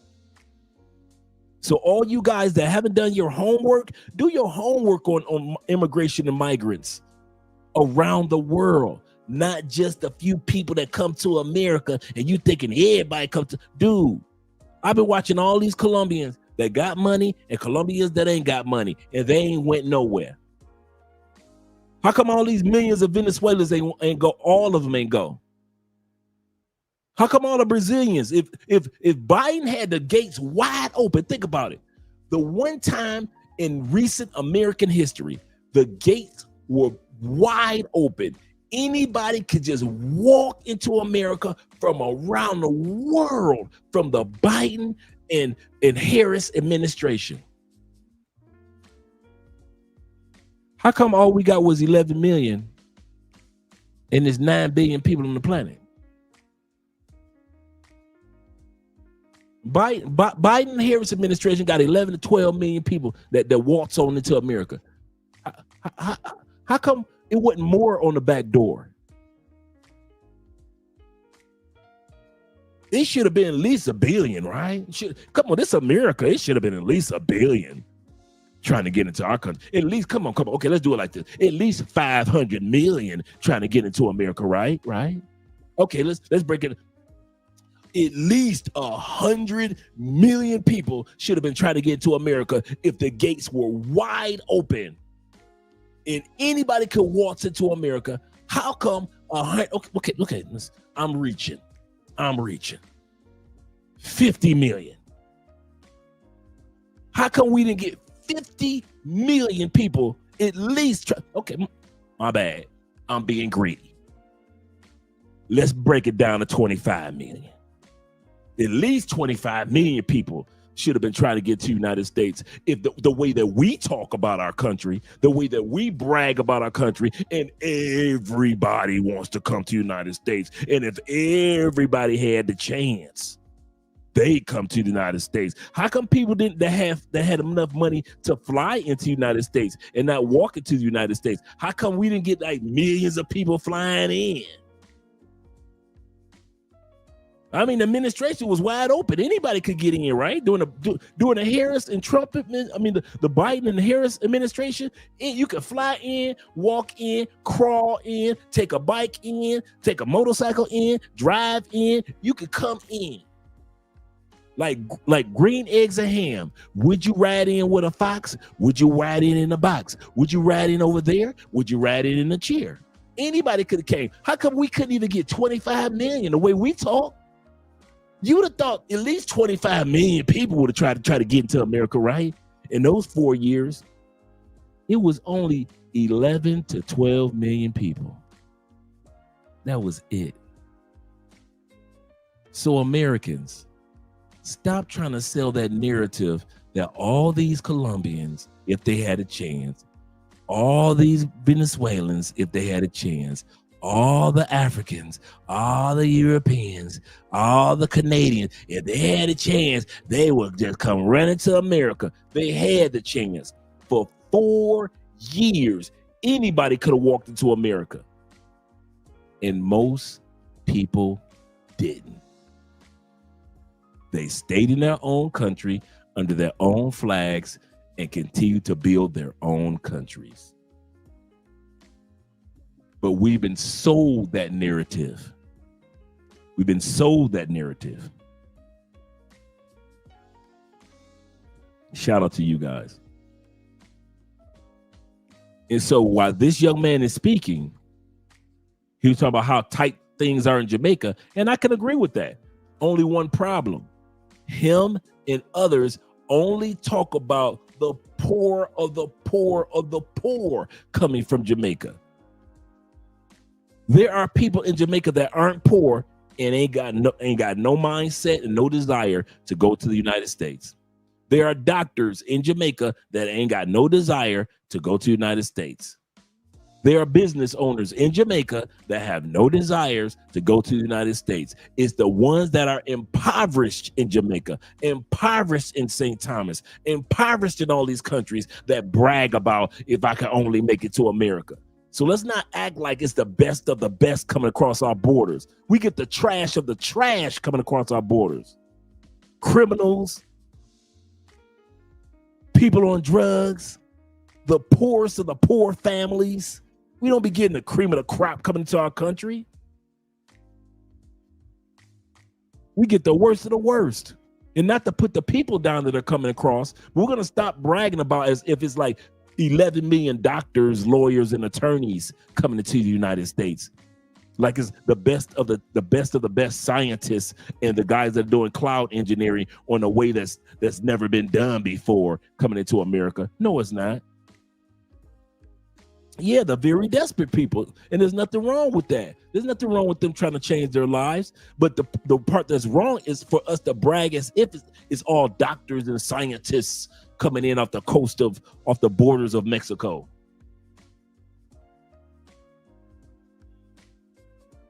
Crazy. Now let's continue on because I don't want to spend all night with me just being running off at the mouth, but because we're just at number one.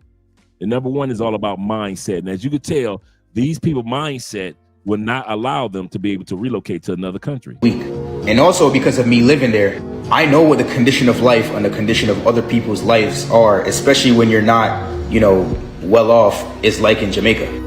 When y'all be saying y'all hate America, where the fuck is y'all going? Like, is y'all finna go build another country or something? Because everywhere else is damn full. So unless we going to go build another country, where is y'all going? Because when y'all go anywhere else, y'all gonna get treated way worse, especially being black. So where is y'all going? Jamaica. Then y'all be saying crazy places. I'm finna go to China. Girl, I'm not going over there. I mean, I love my Chinese people, but I'm not going over there. No. I'm not going nowhere where they have like a difference of opinion as far as religion. They don't respect our English. They don't respect my skin color more than I get treated, worse than I get treated here. Have you seen? Have you guys been disrespected because of your skin color since you've been traveling? Put a 1 or 0 in the comments. I'm putting a 0. Put a 1 or 0 in the comments if you've been disrespected because of your color. And I'm serious. Put a 1 if you have, put a 0 if you have not experienced true American style racism while you've been in another country. I haven't. I've been in all these countries. I've been in countries full of white folks, majority, and they were just as nice as if I went to a country full of black folks. Thank you guys for all these zeros. I asked that question for all the guys that will be watching this video afterwards and all the Americans back in the States that really think that somebody give a damn about your color the way that you do. I get more respect because, thank you guys for all the zeros. For all the guys that's worried about traveling and you think somebody gonna be coming after you because of your race, nobody give a damn about your race in these other countries. America programmed you to think about your race like that. Now, is there racism in other countries? Yes. Is it like our racism? Hell no. Is there racism in other countries? Yes. Is it like our racism? Oh, hell no. We still lynching folks. How many? Okay, let me ask y'all this. How many lynchings have y'all heard about in Brazil over the last 4 years? How many lynchings have you heard about in Colombia in the last 4 years? Okay, all them brothers that have invaded Spain. How many lynchings of black Africans have you heard about in Spain? Any lynchings in Portugal? Oh, well, it's got to be in UK, right? They lynching brothers in the UK. They ain't lynching brothers in the UK. So every time you turn around in the United States, they got us on a noose. They dragging us behind a truck. They running up in our churches, deleting us. We can't go in Target in Buffalo without some crazy white boy running up in there and trying to delete us in a Target grocery store. Y'all scared about racism in other countries? You worried about what a dude in Poland or Romania gotta say about you being black, and you go to Texas? You in a heart of some of the more racist Indiana areas in Indiana? Ohio cornfields? Some of y'all got some racist issues on the job. You white collar like them. You wear a suit like them, and they still don't give you that promotion. And you worried about racism in Armenia? You really think the racism that you will deal with in Armenia is worse than what you dealt with, and you've been working on that job for 5 years, busting your butt to get that promotion, and you know they didn't give you that promotion. They gave it to the young white boy or the young Asian boy because there's no way in the world they're going to let your black tail be in charge of that particular account or that particular team. And you worried about racism in Thailand. Y'all funny. I'm not black, I'm OJ. Okay. Back to the video. But that's what I'm talking about as far as mindset. In the prisons and those other places and what they will lock you up for? Child. Because I would say, arguably, if black Americans was in some of y'all countries, those countries would be way more better than they are today. And honestly, that's what y'all should do. But people are doing it. It's just on a small scale. So I think it's just more so the scale.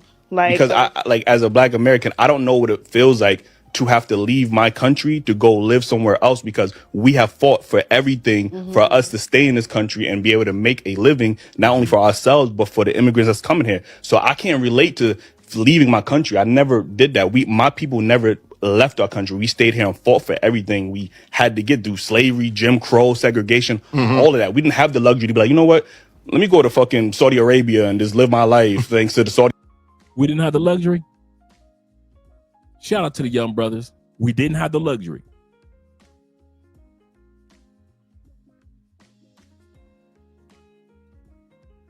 We couldn't have used our so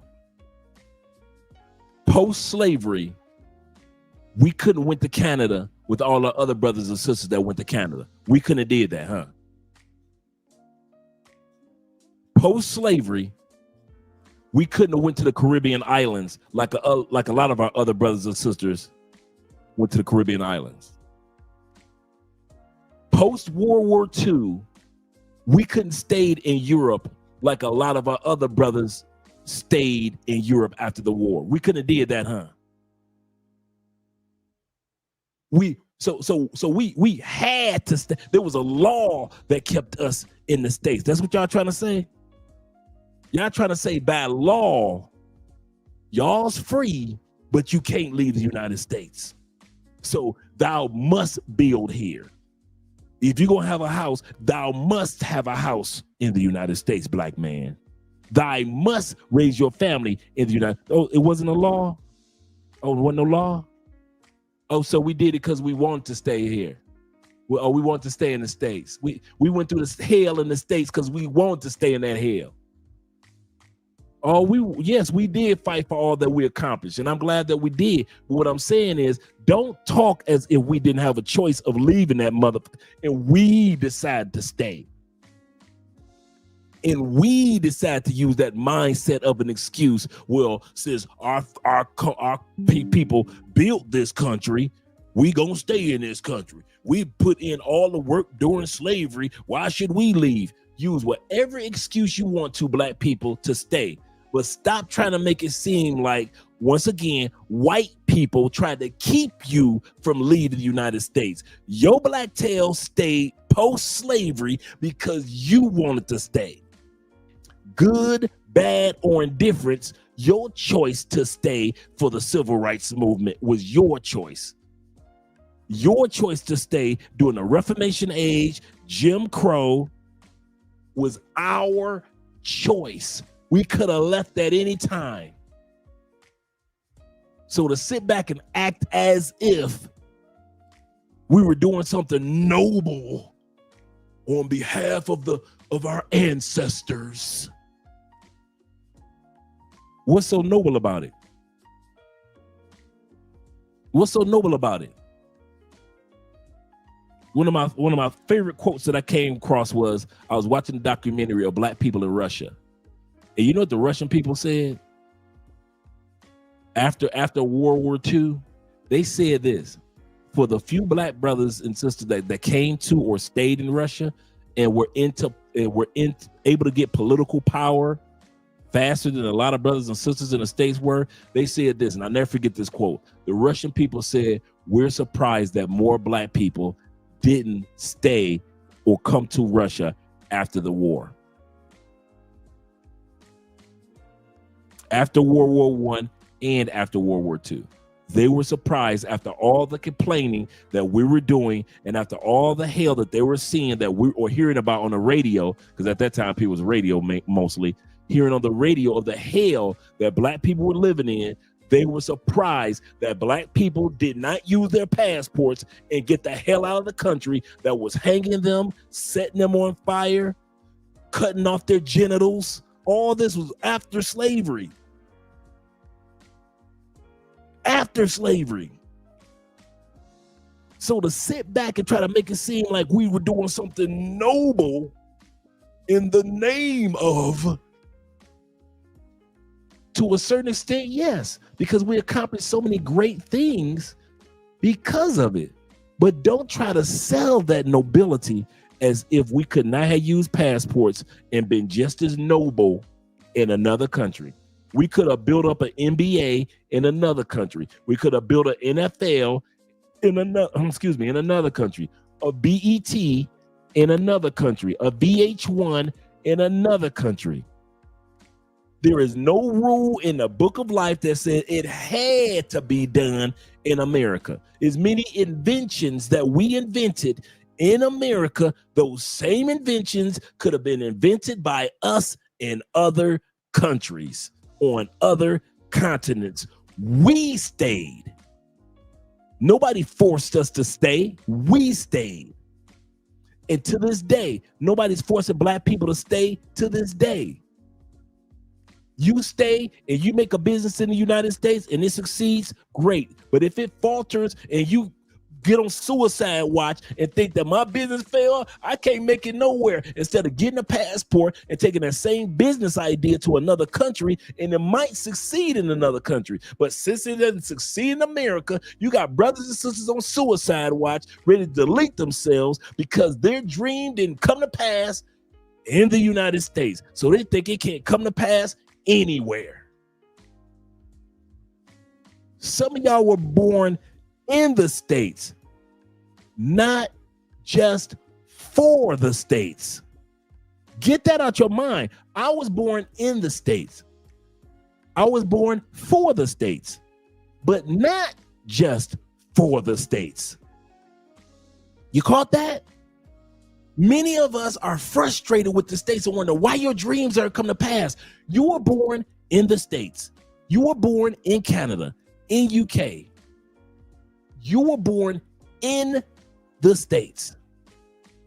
You were born for the States, Canada, UK. But not just for US, Canada, UK. That's what got us on suicide watch. Because your relationships with that woman didn't work out with the Canadian sister or the American sister or the UK sister. You weren't born just for those women. Your wife might be in Brazil right now waiting for you to get on a plane. Instead of getting on a plane, you doing a Robin Williams. You ready to do a Robin Williams. Take yourself up out of here. You ready to take yourself up out of here, and it's over 96% of the women in the world don't even live. Absolutely correct. Just like Scarface said, the world is mine. Shout out to Black Empowerment. You got to stop that, dude. Just because you're born in a country doesn't mean that you can't move to another country and have a better life in another country. Okay, if that was true, then why do so many people that start with an impoverished life move to America and get a better life? If they got sense to move to another country for a better life, why don't Americans got enough sense to move from America to a better life? If Africans, South Americans, Europeans, Asians know that they can move to another country if their life is not good and they were born in their home country and their life is not like they expected it to be, and they can move to America or Canada or UK for a better life. If they know to move to another country for a better life, even though they were lived in another country, who the hell are you not to move to another country for a better life? I'm serious. Who are you to think that better life is not waiting for you in another country, but for those people, their better life can be in another country? You got people that's Asian moved to America with $50 in their pocket. Now they own three franchises. Three franchises. Why? Because they were born in one country, but they were also born for other countries. And one of the countries they chose was America or Canada or UK. Only Americans think that you can only make it in one country. How sad we've been programmed to be like that. We think if I can't make it in America, I'm out of here. If I can't find love in America, I'm out of here. If I lose my job in America, I'm out of here. What the hell is wrong? You've been programmed to think that if you can't make it or acquire it in America, you can't make it anywhere, which is a lie from the pits of hell.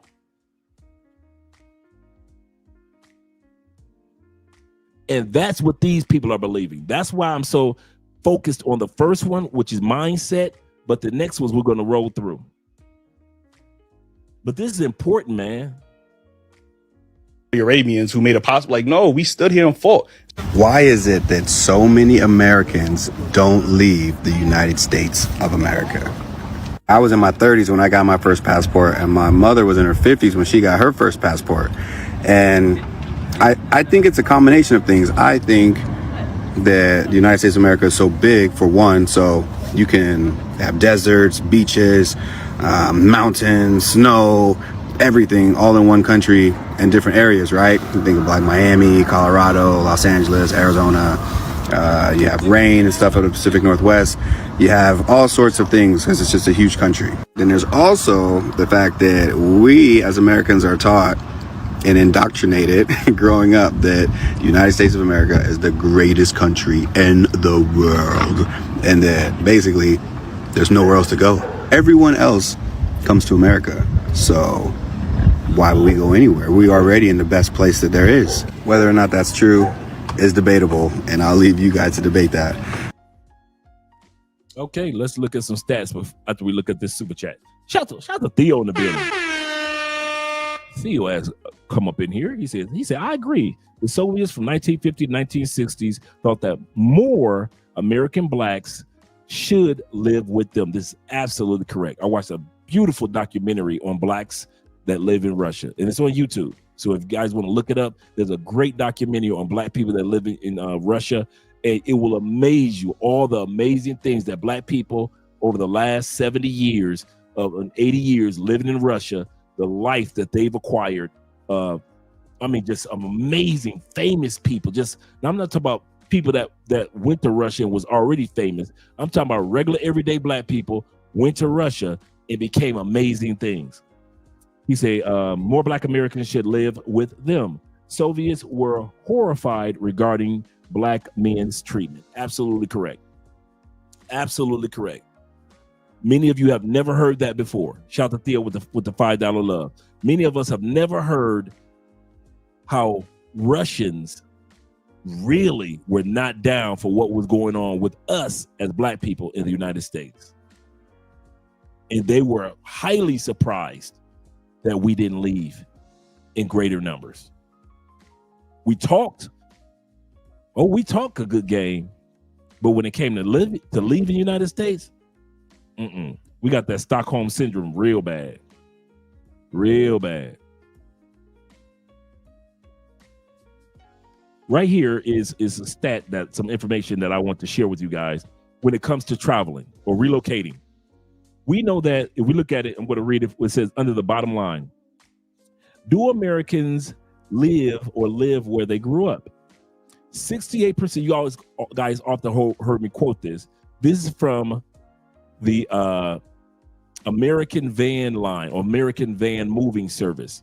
They do surveys on Americans that are moving around the United States, and they found 68%. The majority of the poll answered yes. They did a poll. They live in or near the city where they grew up. 68% of Americans today.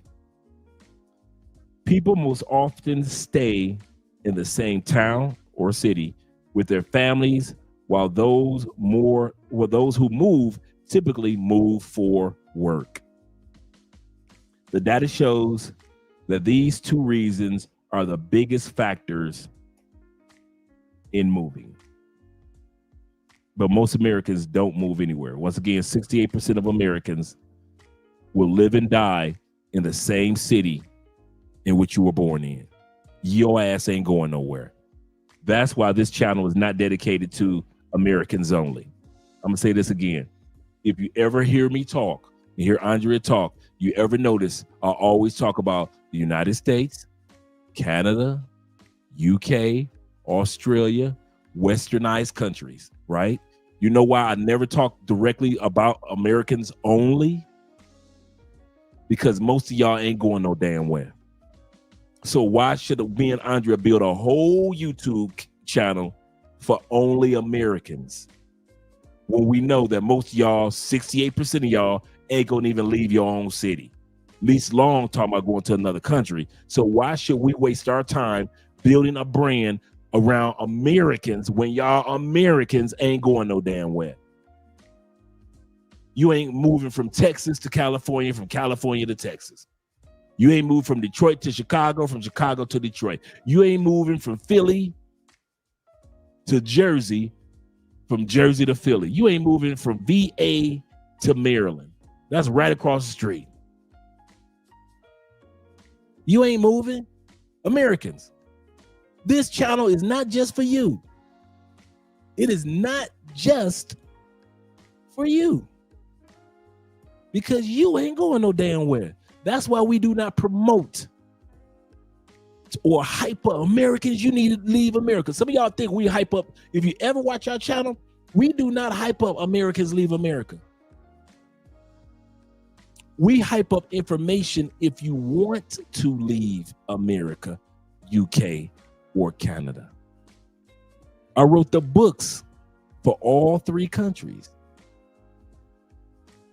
I know most Americans, y'all ain't going no damn where. Y'all talk a good talk. You complain about everything: racism, women, men, food, groceries. Y'all ain't housing costs. You complain, but your asses ain't going nowhere. So why should we build a channel around people that complain, but you ain't going nowhere? We might as well help people that want to be helped. And so if it's not just Americans that want to be helped, maybe it's Canadians. If it's not the Canadians that want to be helped, maybe it's UK. If it's not the people from the UK, maybe it's the Caribbean. If it's not the Caribbean, maybe it's any of the westernized countries we try to help. But to just focus on Americans, look at with these stats, man, me and Andrea will be wasting our damn time trying to talk to people knowing that 68% of y'all looking at us like we fools. 68% of y'all looking at me like I'm stupid for leaving. Why should I do a channel to 60 that when I know 68% of the people like, hell no, I ain't moving? Can't convince you to move to the other side of your own city. I'm Philadelphia for life. Yes, you are. I'm Detroit for life. I believe you. I'm Tampa for life. Yup, yes, you are. Statistics show, yes, the hell you are. Let's continue on. Right here, 75% of men stated that they still live in the same city. 75% of American men ain't going no damn where.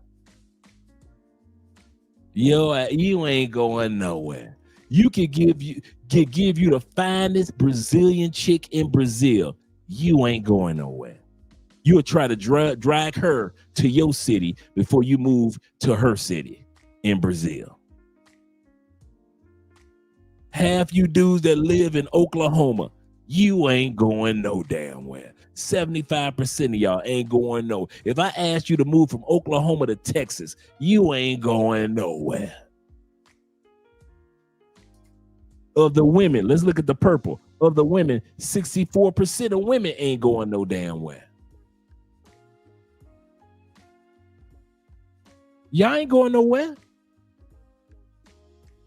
That's why I always say put a paper and pen, because you take notes tonight. Because most people ain't gonna do what you guys are doing. Most people ain't doing what, man, shit, man. If y'all think that what we do is the norm, it's not. It is not the norm, fellas. Let me get to the super chats real quick.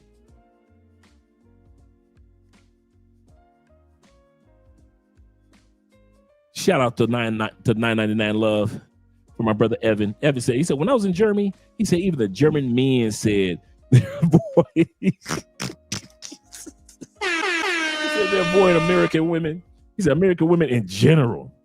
He said, German women were all over me, Dre. I already know, bruh. I already know.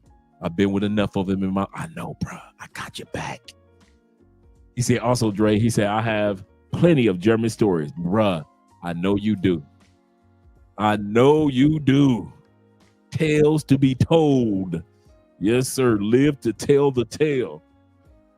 Zeke says this. He says, Zeke, amazing soul food tends to be life and health threatening. That's true. That's true. Shaking my head. And Theo says this with the $5 love also. I'm going to get to the cash apps in a second, gentlemen. I haven't forgotten about you. Theo says this. He said, I agree.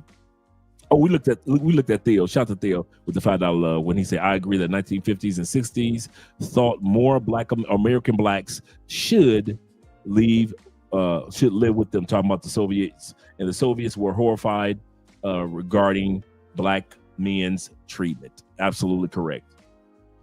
Let's continue on to the next one, guys. Let's continue on. Number 2, the selection. When I mentioned number 2, this is very important, guys. Very important. Number 2, thing that you need to do before you go to another country. Like number 1, I was kind of long-winded. On the next ones, I'm going to get kind of like slot go by. These are the 3 things, pen in hand. 3 locations that you're going to be doing with your selection when you're choosing another country. You can't wait to leave to do this.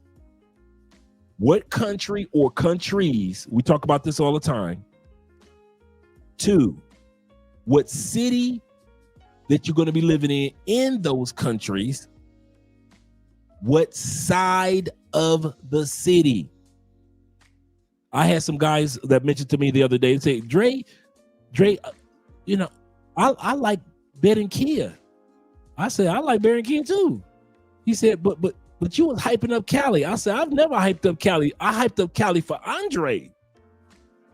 If you guys come down to Cali, Colombia, and you enjoy the life that you have here, that's because you're enjoying the life that you have here, right?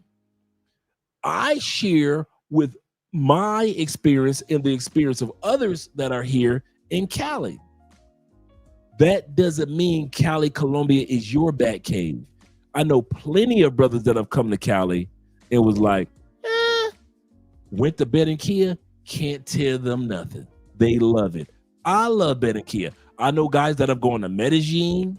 I know guys that have gone from Barranquilla and moved to Rio and are happy. Never let your decisions be based on the peace you see in another man. Because I have peace in Cali and other men have peace in Cali, you might not. So shout out to all the brothers that are in other cities, like my man Los and the rest of the guys in Ja in Cartagena. He just built an Airbnb hotel in Cartagena just a few months ago. So shout out to him. But he probably wouldn't thought about doing that in a beach city if he was here in Cali. So guys, remember, choose your country or countries, because you might want to live in more than one country. Choose whatever city or cities you want to live in that country. But most importantly, what side of the city? East side, is it best? Is the west side best for you? Are you a person that wants to be on the south side? So you have to take consideration, and that's very important. What side of the city? Just like you do in the States or in UK or in Canada, you live on a certain side of your city. There's a reason for that. There's a reason why you live on a certain side of the city and you don't live on another side of the city in your current location. So it will be when you move overseas. If you're tired of living in America and you want to move abroad, here are 5 countries that you can move to where the cost of living is lower than $1,500 per month. And that's everything included. Food, accommodations, transport, everything lower than $1,500 a month. Next up on the list, we have Vietnam. Now, Vietnam is one of the cheapest countries in the entire world for digital nomads, where you can spend as little as $800 a month for everything included.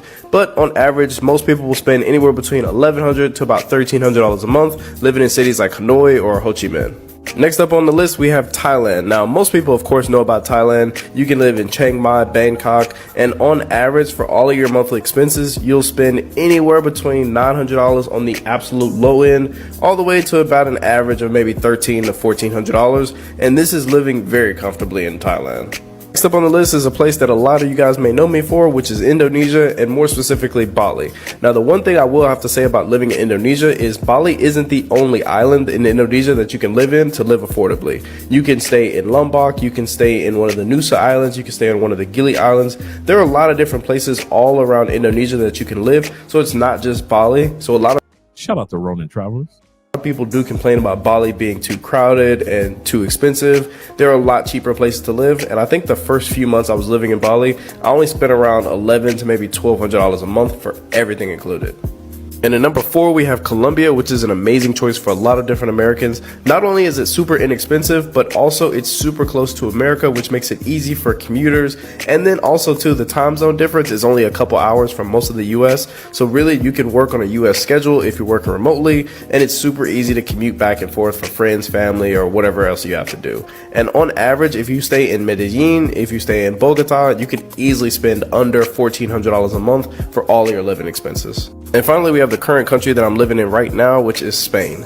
Now, of course, living in Southeast Asia and South America is a lot more cheaper than living in Europe, but Spain is a great option with cities like Valencia, Barcelona, Madrid that are super affordable, and on average, you can spend anywhere between $1,200 to around $1,500 a month for all of your living expenses, and it's a great place for digital nomads, and you're easily accessible to all the other European countries by train, short flights, and even North Africa as well too.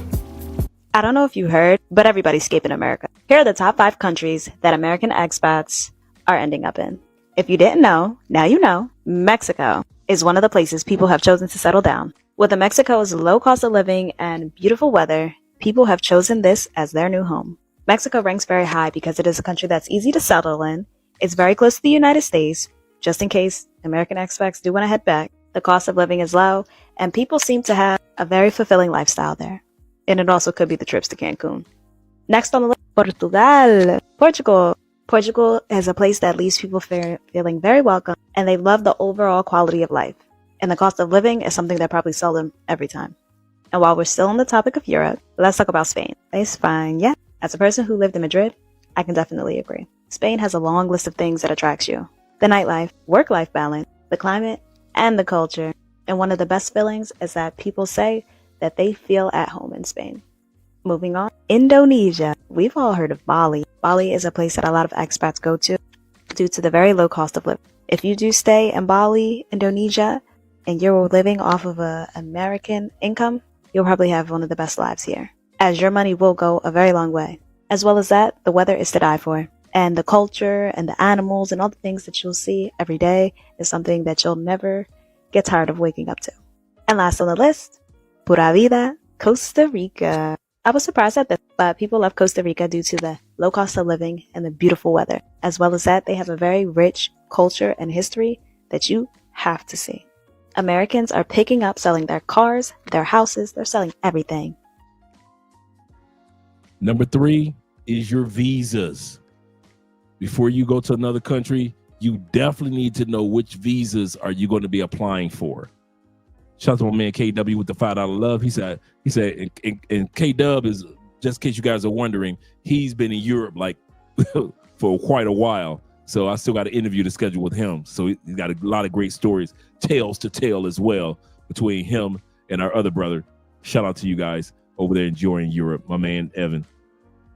He said, going to America for Thanksgiving. He said, people keep asking me why my trip is so short. I'm the same way, bruh. I'm the same way. He said, I'll see my family and get my FBI background check. Yep. He said, staying a day longer. He said, not staying a day longer than I need to. I'm the same way. Bruh, I am literally the same way. I go there for the reason I need to go, and I am out. I am out. I am not sitting around there a split second longer than I have to. I love my country. Yeah. But I ain't trying to hang out with you, girl. My boy Jay says this. He said, that's nice looking chocolate. Yes, she is. She's a very attractive woman. Very little makeup. Looks like all of her own hair. He said, better than the black women that lost the Miss Universe pageant. Yeah, crazy, man. Sad, but true. But yeah, when it comes to the visas, guys, do realize you got to know which visa that you're going to be going for before you leave America. Whether it be a digital nomad visa, a work visa, marriage, an education visa, a retirement visa. You need to start doing your homework in regards to what are the requirements that are needed for your visa in whatever countries that you want to go to. You do not want to go to another country and there are surprises. If you're looking to get out of the U.S. and reside in another country, there's a couple different paths. They're pretty standard and they follow the same sort of process. So let's talk about it. First, there's temporary residency. This is a visa path. Tourist visa is by far the easiest. All that's required is you have your passport and you go to a country where entry into that country is passport only. Now, this brother has been living in Mexico for a couple of years. Somewhere like Panama, you can go for up to 6 months on a tourist visa. That's with passport only. Albania is up to a year. Now, other forms of temporary residency are short-term visas, something like a nomad visa. It's authorizing you to be in that country for a shorter period of time. Oftentimes, these can be extended. Student visa is another example. Now, more permanent residency would be something that gives you authorization to stay in that country for a longer period of time. Something like a retirement visa or a work visa. Depending on the location, these can have several years attached to them or even be indefinite or open-ended. Now, many times you can stay in a country forever with a combination of these different visa options, getting extensions or making border runs. But if you don't want to deal with the consistent paperwork, you want to stay there forever, then naturalizing is or obtaining citizenship is another option. And that typically requires that you get a certain type of visa first, one of several options I've previously discussed. And you spend years inside of that country learning and growing accustomed to their nation, their language, and apply. Thinking about moving abroad but worried about visas? Well, here are 3 of the easiest visa options for 2025. Panama. Thanks to their Friendly Nations visa, qualifying is simple if you're from the US, Canada, or many European countries. They also offer a digital nomad visa, which allows you to stay in the country for up to 9 months, and that could be extended for up to 18 months. Mexico. Visitors can stay in Mexico on a tourist visa for up to 6 months. But if you decide you want to stay longer, you'll need to apply for the temporary residence permit, which many expats say is straightforward, flexible, and renewable. Portugal. The digital nomad visa has made it one of the hottest spots for remote workers with clear income requirements and a path to residency. And like everything else in the world, things with visas are always changing. So before you set your heart on a particular place, make sure you do your own research to ensure you have the latest and most up-to-date visa information. Here are a few resources that you can use. Citizenremote.com. They do a fantastic job of listing out digital nomad and remote work visas by country. Now, so make sure you guys write that down. If somebody knows the link, if you don't mind, any moderators, drop the link that she just mentioned, citizensremote.com.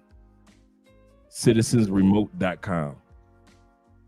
So if you guys don't mind dropping the link for that for other guys. And they even include all of the requirements. VisaGuide.world. It's another one. That's another one. If you don't mind dropping VisaGuide.world. VisaGuide.world. So the first one was citizensremote.com, and this one is VisaGuide.world. I told you guys bring your pen and your paper tonight. Online resource that lists out visa requirements and details for popular destinations all over the world. And lastly, for the most up-to-date information on your chosen country, always check the official immigration website for the most up-to-date visa requirements. And there you have it. Visas don't have to be scary, but choosing a country with a streamlined process will make your move a whole lot more smooth. Now tell me, would you move somewhere just because the visa process was easy? Thanks, Quiet Storm. Appreciate that, brother. Appreciate that. So this is the first one that she mentioned. Make sure that you guys click the link. And here's the second one. Shout out to Quiet Storm once again. Here's the link to VisaGuide.world. So make sure you guys click on those links. Save those links. These are the things that you need to do before you leave the United States. These are not after you leave the United States suggestions. I'm going to say this again. This video is not suggestions. These were not suggestions for me. They were not suggestions to some of our favorite content creators when they moved. These were requirements before we left the United States. Mindset was requirement. Visa is a requirement. Where we're going to stay, all those things that we're going to be talking about today, requirements. So let's continue on. Shout out to Quiet Storm. Yes, sir. Shout out to Quiet Storm. Let's continue on. These are the easiest digital nomad visas that you can obtain in 2025. These visas all have fast processing times and low paperwork requirements. The chart shows the visa fee, the duration, and the minimum monthly income requirement for application. So let's go back a bit and take a look at what he's showing.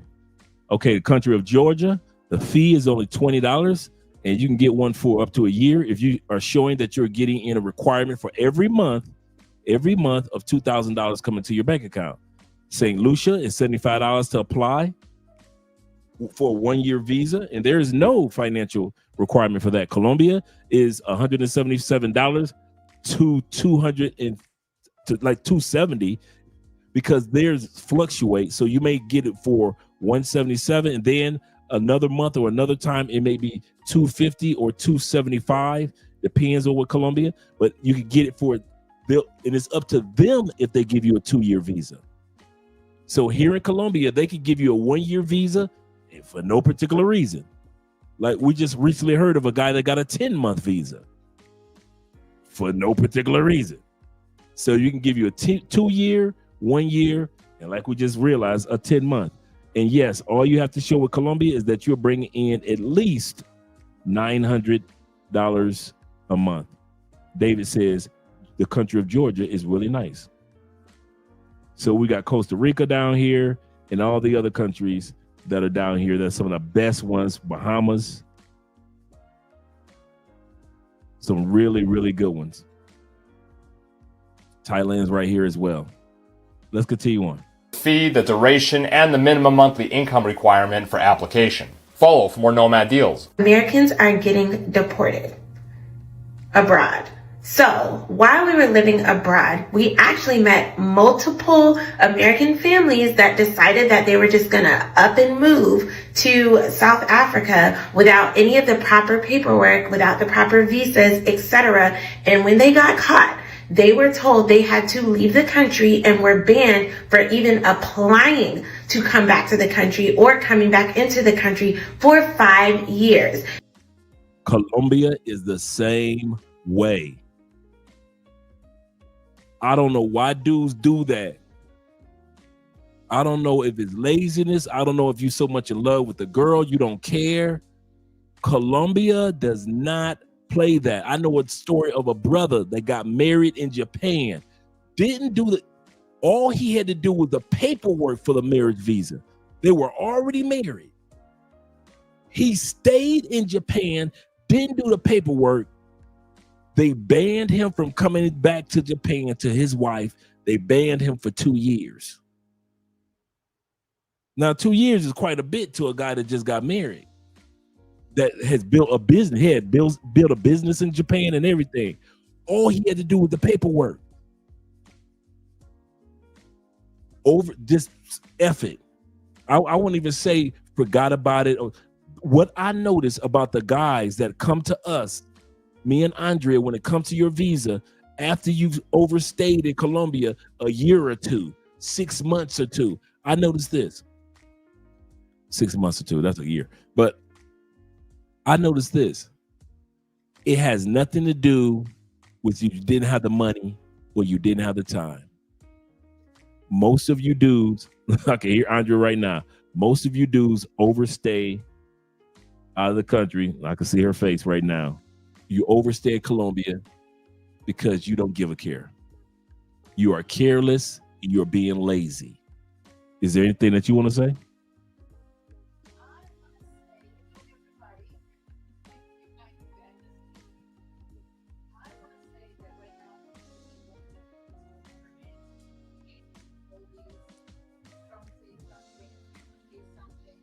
And I think I recommend 100% that anybody overstay in Colombia. It's just so many cases of visas denied who foreigners have been living here for years and they got visas denied. So I just recommend to anybody, don't overstay in Colombia because this situation is not going well. So just have a really good behavior here. You know, in Medellin airport, they they deny the enter to a lot of foreigners, and they are on top of everything. Like they investigated, they checking your bags, everything, you guys. So for real, I'm not going to risk my stay in another country just for being lazy and not respect the law. Right. So you don't want to do that. You don't want to be lazy. You don't want to disrespect the laws in Colombia. I know you got your lady friends. I know you in like or in love or in lust. But guys, no matter what country you go to, man, don't overstay. I know a lot of you guys think, well, in Colombia, if I overstay, all I got to do is pay a little fee and I'm good. That's true. But when you get ready to file for a visa, that overstay is going on whether you get accepted or not. You overstay in Colombia, yeah, you overstay by 50 days, 100 days. Okay, you pay your little fee and you can leave and you can come back, right? Cool. And you act like cool. You act like a criminal that got probation, right? Hey, as long as I ain't get locked up, I'm good. Until the next time you do a crime and they put you on probation again, I'm good. But then the next time you do a crime, they look at your probation record and they lock you up because you kept violating probation. It's the same thing with other countries. You keep coming. I know a lot of dudes that do this, so don't think that I don't know what I'm talking about. You keep coming to these countries, breaking the immigration law. And that's what gets me about Americans, because we're so hypocritical. We talk about other people illegally coming into our country and overstaying, but we do the exact same thing in many cases in other countries. We are the illegal immigrants. And we think because we have a few dollars, we're not as bad as the illegal immigrants that stay in our country. We can't do that, guys, because it's going to impact when you do decide to apply for a visa in that country. That country of Brazil going to look at you like, why should we let you stay? Didn't you overstay in our country twice? So why should we give you a visa? Tell us. And you have no excuses. And a lot of you guys come to Andrea like after you stayed. One dude stayed over like a year and a half, didn't tell us. Andrea applying for all his paperwork. We're wondering why nothing's being approved or nothing's being accepted to be approved.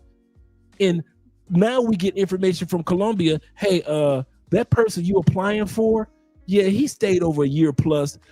You need to bring him down to immigration. We need to talk to him. So he had to go down to immigration, talk to them people, pay the fee, leave the country. But I guess he thought, well, I'll go to Andrea the last minute when I feel like getting my visa or being here legally.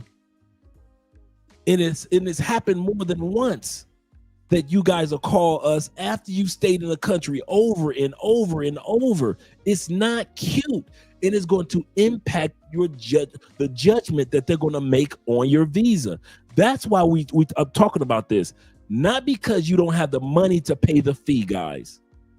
Not because the fee is too astronomical if you overstay. No, because you broke the law and stayed, and it's going to impact your visa. That's why I'm talking about it right now. Stop overstaying in other countries. You are illegal. Just as illegal as the immigrants that are hanging out in other parts of the United States right now. You are no better. You are no better. So I just want to emphasize that to you guys. Brothers was, yeah, for real, them damn gringos. That's right, Black Lex, them gringos. And yes, shout out International Quiet Storm, giving shout out to Andrea. Yes, sir. I told y'all guys this is pen in hand episode. If you ain't got a pen in your hand taking notes, I hope you watch this episode again. Let's continue on. And this young lady is right, and she's talking about in Africa, brothers are doing that. Brothers and sisters are just overstaying. So if they're doing that in Colombia, if they're doing it in Africa, I know y'all doing it in other countries. And stop. This is the last thing I'm going to say about this part till we go further. Stop expecting your girlfriend or wife in another country to know or remember the date that you're supposed to leave the country. That is not her job. If you got to Colombia or Brazil on January 1st, it is not your Brazilian girlfriend's job to remember that you need to file for an extension or get your butt out of Brazil by March 30th. That's not her job. It's your job. Just like if she came to visit our country, it is not our job to remember the day that she's supposed to leave our country. It is her job to know that. She's got the stamp on her passport. She should know. Same thing with you. If you don't remember what day you're supposed to get the hell up out of Brazil or the hell up out of Colombia or the hell out of Thailand or Vietnam, look at the date on your passport and just, if they said it was 60 days, just count back 60 days and you should know. But you have no excuse. I've never overstayed this country. I've been in this country plenty of times. I've been to other countries plenty of times. And I've never overstayed in the country. Why? I had no excuse to. You can't blame it on love. I was so much in love. I was so caught up, Dre. I just let the days get away. I understand that, brother. I really do. But that still doesn't give you any excuse. And that's going to impact your visa. That's very important what I just said to you guys. That's very important what I just said. If you guys didn't take away anything I said tonight, do not overstay in another country. That's going to come back to haunt you. That's going to come back to haunt you. And every country ain't going to be as lenient as just letting you go. Some countries going to hold you a few days. Keep on playing. Yes, sir. Shout out to Pastor Persona. He says this. He said, don't mess with the laws outside the United States. No joke. For real. This is not a joke. Esco in the building. Shout out to Esco. He said, you know who does a great job of keeping up with the important dates and times? A cell phone. Correct. And we all got one. You can put the date right there on your cell phone and your alarm will go off like a week before you need to file for an extension or a week before you need to get out of that country. You're absolutely correct. Shout out to you, brother. Shout out to Ronald B in the building. Let's continue on here what she has to say. And so other countries, they are not out here playing with us. If you pick up your family and you move somewhere because you're just so afraid of whatever's happening, you're like, we'll figure it out later. As soon as they catch you overstaying that visa, baby, they gonna tell you, your whole family, everybody has to get out. We literally have met people that this has happened to. So if you are planning to leave the country, please live where you want to live. Live your best life. Just do it legally, because it's stressful. We've seen people literally try to go in hiding in other countries, and the thing that happens to them when they're hiding in other countries, we saw those same people get evicted. We saw them getting taken so much advantage of because they're like paying up all in cash and stuff up front. They're trying to hustle to make money because they're trying to operate under the system, and continuously over and over again, they get taken advantage of. Their stuff get taken, their car get taken. Like, they're having to pay off police when they're getting pulled over, because the police will also take you to a detainment center. They'll take you to jail, actually, and then you're going to get deported. Before we go to the purge, you guys will see what I mean by the purge. Shout out to our brother.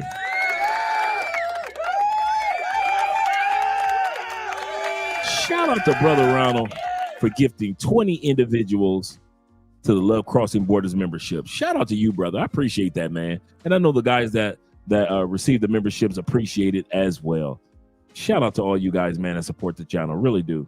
We appreciate that. And I hope the information that we share on this channel really helps out you guys when it comes to your future or current desires to relocate to another country.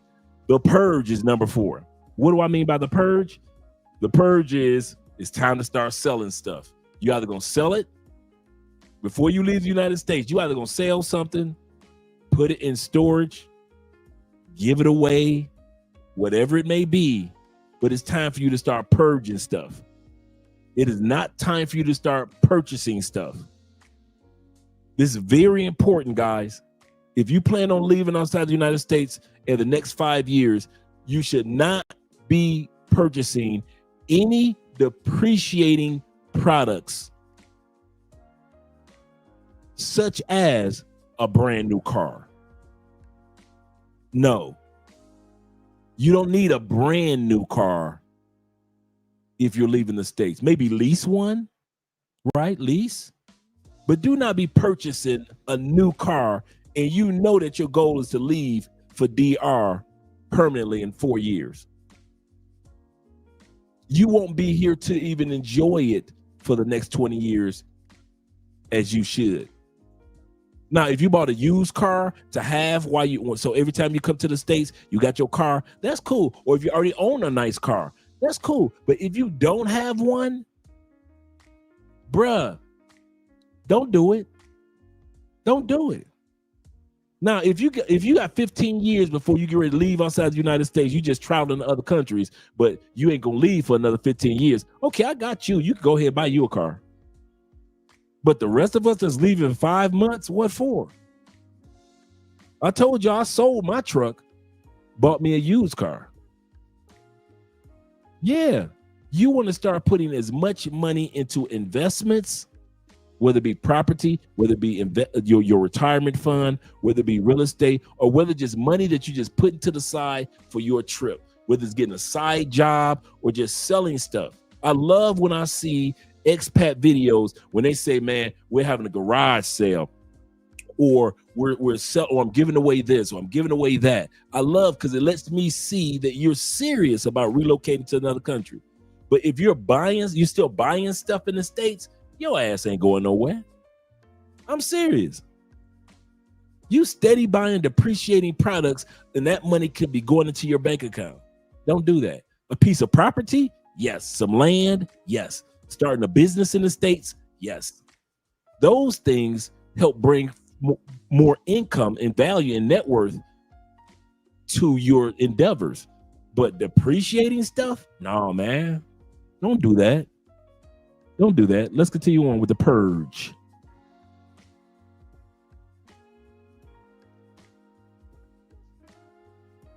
People follow me because I moved from the USA to South Africa about 2 years ago. They followed me because I showed the glitz and glam of everyday life as an expat living abroad. But the thing that y'all don't know that I seldom talk about is the fact that I left America running. I literally sold everything that I had acquired over my whole life in a span of about 3 months so that I could relocate with my man and my kids to a new country because I was tired. In my 20s, I was tired. I was exhausted of the rat race. I was tired of running and trying to figure shit out all the time. I was tired of paying bills that just didn't make sense anymore. I was tired of only working to survive and never seeing any of the money in a meaningful way. I was tired of having to put my mental health on the back burner and not being able to spend all the time that I wanted to with my children. I literally got PTSD for how many times I saw a person that looked like me or my children get unalived by police officers or some other BS in the States. And the truth is, I was scared to become my mom.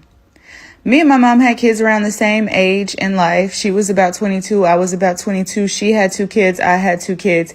She ended up raising her kids by herself. I ended up in a situation. And I knew how hard my mother worked all of her life to have everything that she had. And I love her and I value her and I appreciate her so much for it. But every single time I talked to her on the phone, I grew more and more resentment for who I was becoming. And it's not because she's not a great person, because she is. She's the best woman. She's the strongest woman. She's the most fearful woman. She's the best woman that you could know. She's a fucking superwoman. But I didn't want to be a superhero. I wanted to be a mom. I wanted to be a lady. I wanted to be a flower. I wanted to be well kept. I wanted to be easy going. I wanted to be able to breathe. I wanted to be free of anxiety, free of stress. I wanted to be a woman.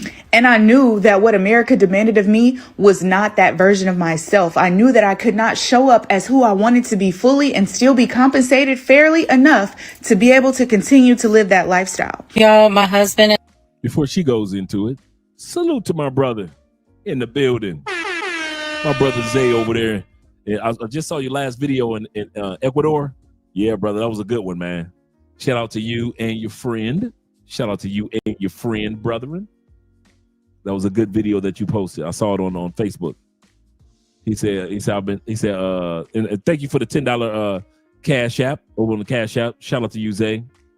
He said, I know I've been, but I've been obtaining property here in Colombia, signing leases. There you go. That's what I'm talking about. Stacking bread. Yes, sir. Shout out to Zay once again. This is a young brother, too. Young brother. He said, not overstaying my visa. That's exactly how you do it. He said, and not wasting money on pay for play.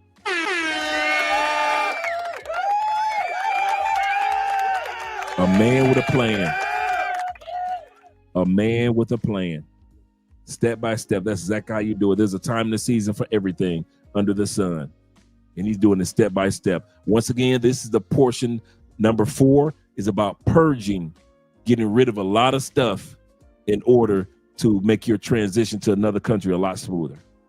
And I have decided that we just can't do it anymore. We decided to break our lease early and to just leave the country as soon as possible. We're thinking Vietnam initially, then Thailand. Our plan so far is to work every single day until we get over there, to use Delta points to fly there, and to use Hilton points to be able to stay at least for free for the first 3 months. While I'm there, I plan on doing English teaching online to supplement income, but I do plan on having as much money saved as possible. Just need a mental break. At first, I was like, yeah, I'm just going to take a year siesta to get my life together and, get my mental health together.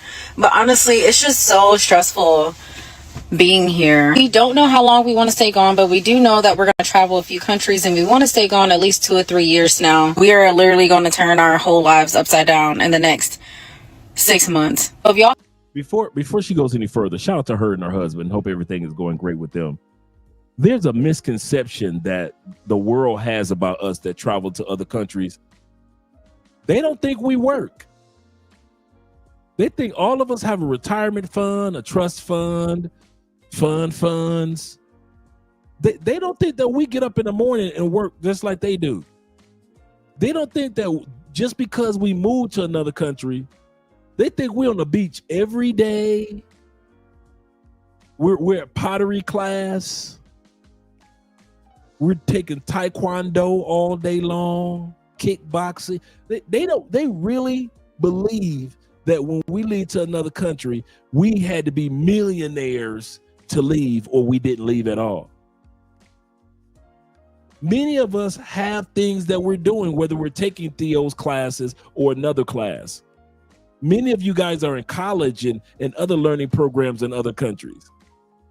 Many of us are 9 to 5, and some of us have got government contract jobs. Many of you are military guys. That's one misconception that amazes me about back home. People don't think that we get up and work. They think that we just, I don't know what they think, but I know that they don't think that we sit around and make money. And this woman is absolutely correct when she said, okay, we got enough money stacked. I'm going to start teaching online classes, so forth and so forth. But most Americans don't realize that we don't sit around. Shout out to Ronan. Ronan said, he said, I sold my big items. Yes, sir. He said, in my house before leaving the States. He said, I kept things that were importante. Correct. Absolutely correct. He said, for the small storage units, absolutely correct. Love crossing borders.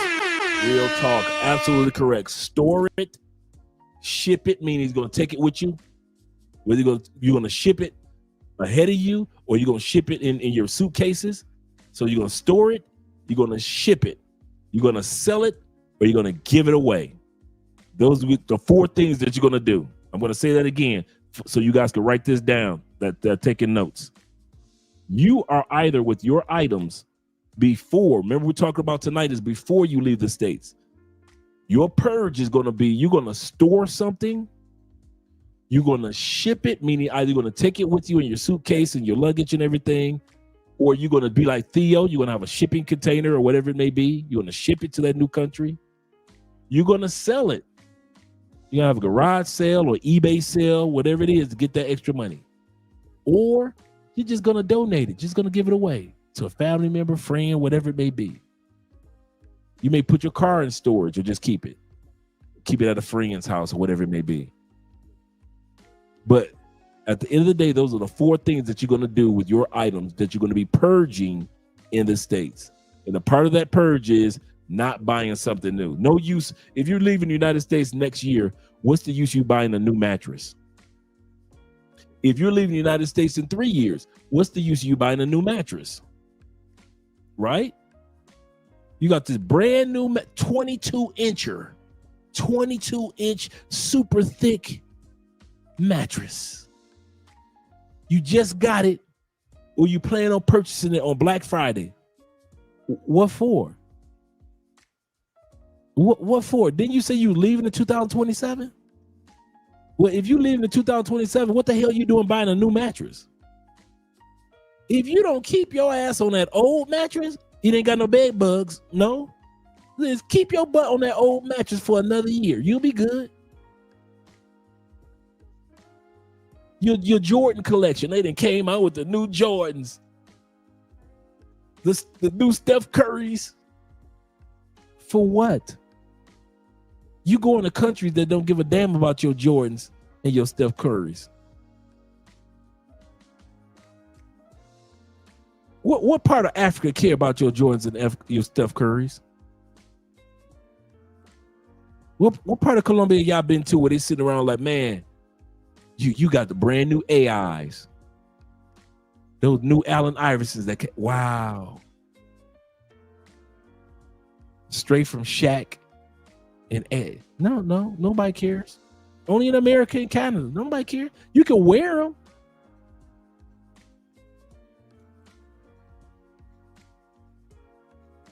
I purchased my first pair of Jordans in the last,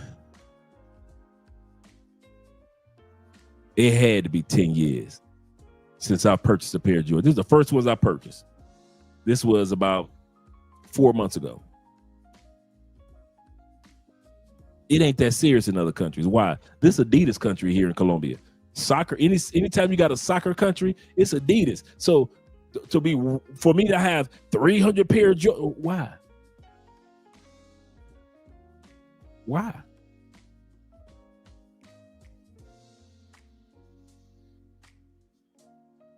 You see where I'm going with that? Don't spend your money on depreciating items. Buy something when you get here, like I did with the Jordans. You know, I've been here like forever, and I ain't bought no Jordans. This first pair in forever. But don't waste your money. Stack your money. We're going to talk about that in a little bit. He said, that's what I did. Personal items kept, weight bench to my son. He said, more like brother. Yeah, more like a brother. Right. Shout out to Tone in the building. He said, real talk. He said, I wear my Walmart. Man, Walmart, I don't know what it is now. I did not know the new trend is Walmart shoes. Walmart shoes are trending among young people to where Walmart tennis shoes are being sold out. It's like this new trend. I came across it a few weeks ago, and these young men are looking fly in their Walmart tennis shoes. He said, I wear my Walmart shoes. He said, wherever I go outside, he said, and nobody doesn't even care what you wear. Absolutely correct. Nobody cares. In these other countries, nobody tripping. You ain't gonna get the coochie no faster. For all you guys that think you coming down here looking fly in your new AIs, nope. If you go get that coochie, you go get that coochie anyway. You could have wore some hush puppies from back in the day. Lecoq Sportif, the shoes with the rooster on the side. You could have wore those. You could have wore some K-Swiss and still got that coochie. Ain't nobody tripping. In the other countries, ain't nobody tripping. That's just us in America. Yeah, guns. He said guns and butter is my vintage. Oh, it's my Vin Rames voice. Yeah, for real. In the Vin Rames voice. Seriously, man. Guns and butter. Yes, sir, man. Yes, sir. Shout out to my brother being a bit of No Limits in the building. Yes, sir. Glad to see you here. Let's continue on with the video, guys. I hope this information has helped you guys out tonight. Remember, once again, this topic is about 10 things that you need to do before you leave America. These are not suggestions. These are requirements. So if you think you can just skip past them, go ahead and see how your experience be when it comes to leaving outside the United States. These are not suggestions at all. So if you want to rewatch this video again and over, you can. But I would highly recommend, do not try to skip past these 10 because you're going to make your transition to another country a lot harder, and I want it to be a lot smoother. Let's continue on with the next part, or continue on listening to what she has to say. Have any suggestions, please let us know, because at this point we're just winging it. We're just going to sell everything, leave, and just take it from there. Call me. Oh yeah, in Europe they're more like fashion more than the brand itself per se. Europe, they could take some of the nicest fashion pieces and put them together and look good. You're absolutely correct. Crazy, but at just 25 years old, I sold everything I owned and left America. It's been almost 2 months of traveling the world with my family, and people ask me all the time if I miss our life back home. And my answer is honestly, no. Other than friends and family, there really isn't much to miss. We can now eat out for breakfast, lunch, and dinner, do fun activities, and just live a meaningful life for less than what we were paying just in rent. Don't get me wrong, America... Man, they selling everything. I ain't mad at her. I am not mad at her. They are selling they moving outside the United States. They are serious. They got the dresser drawers. They got the dressers. They are selling everything. Has a lot to offer, but how are people affording to live and actually enjoy life with this insane inflation? This is all we have left to our names, and honestly, selling almost everything was kind of refreshing and made me realize I didn't even use half of it. Our door to America is closed for now, but follow along our journey of what life is like living in other countries as a family of 4.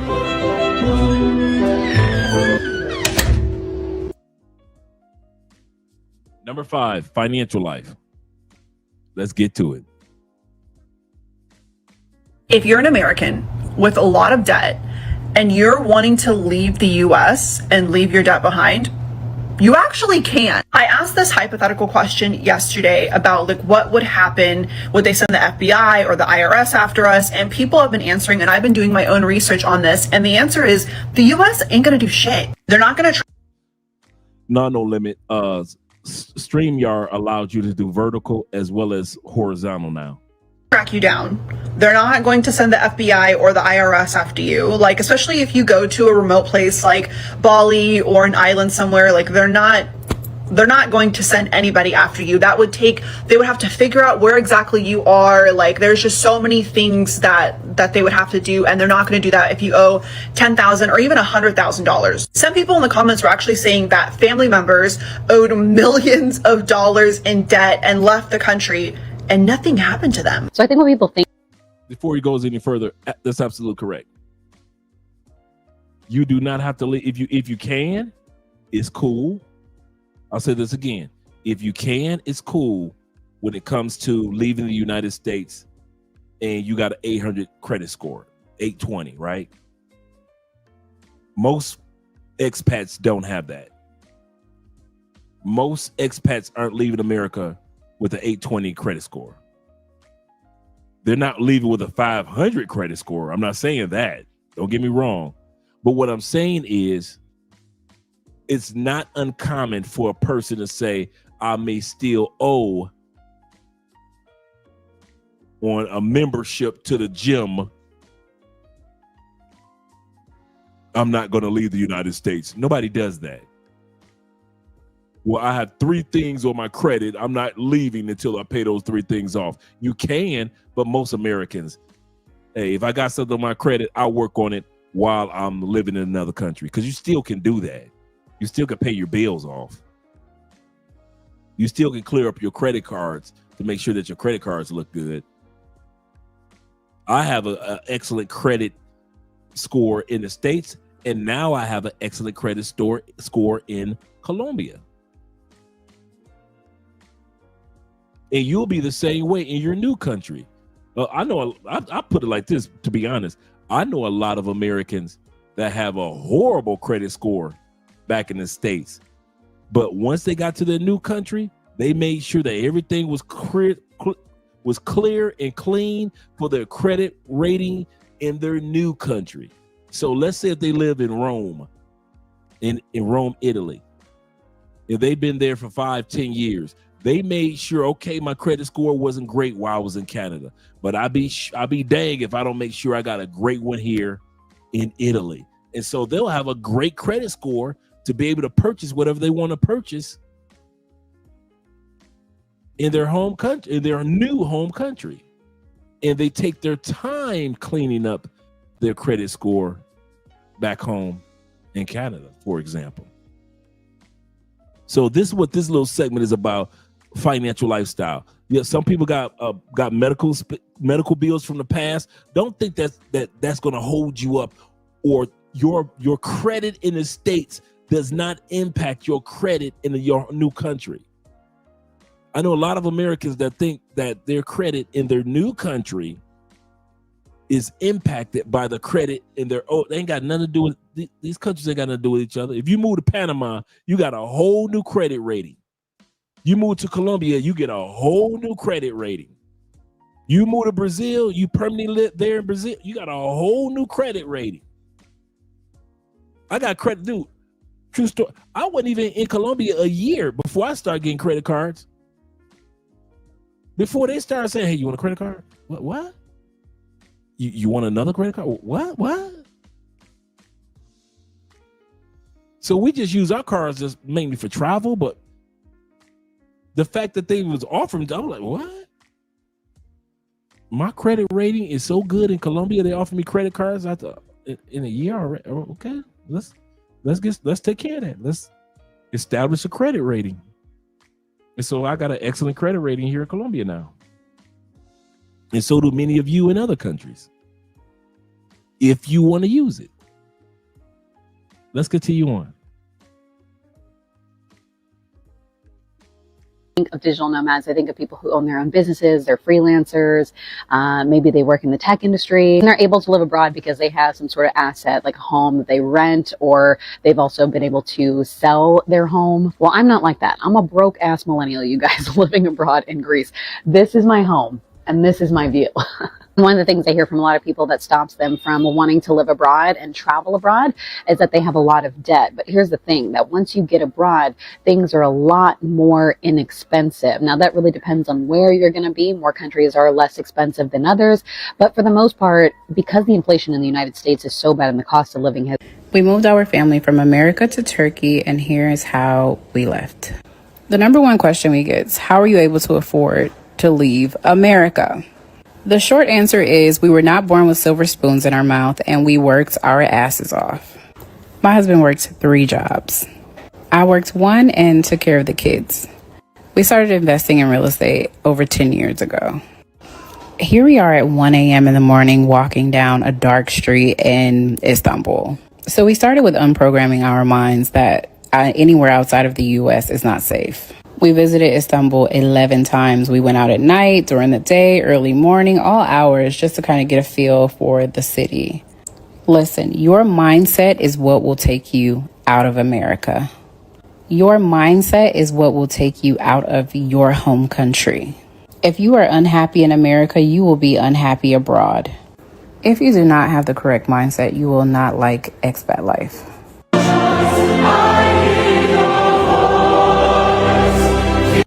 He said, I sacrificed a year of trucking over the road to leave America. Shout out to the brother. Next, please. Kick you birdies to the curb. I'm on to the next. All right. Get ready to take some notes, gentlemen, on remote jobs websites, on remote job websites. Please, trying to get this back. Okay, let's go back. You just had one that popped up. And I'm next, please. Kick you birdies to the curb. I'm on to the next, please. Trying to get. Okay, here's the first one. Wellfound.com. Wellfound.com. Shout out to the digital nomads out there. Yes, sir. The digital bromad. Yes, sir. Oh, he's a good YouTuber too, and content creator on TikTok. Yes, sir. Shout out to digital bromad. Wellfound.com. Next one. Remote.co. We've talked about that one several times on this channel. Remote.co. Shout out to that one. Upwork.com. Upwork.com. If you're just trying to do some contract work, I've hired people from there before myself. Nodesk.co. Nodesk.co. Making USD outside of the United States is the cheat code. Nodesk.co. JustRemote.co. JustRemote.co. Told you guys how your pens ready. Taking notes tonight. Flexjobs.com or .co. Let's go back to it. Flexjobs. There we go. Flexjobs.com. Flexjobs. We heard that one too. That's a large one as well. Uh-oh, let's go back. We just missed one. Let me go back. Right here.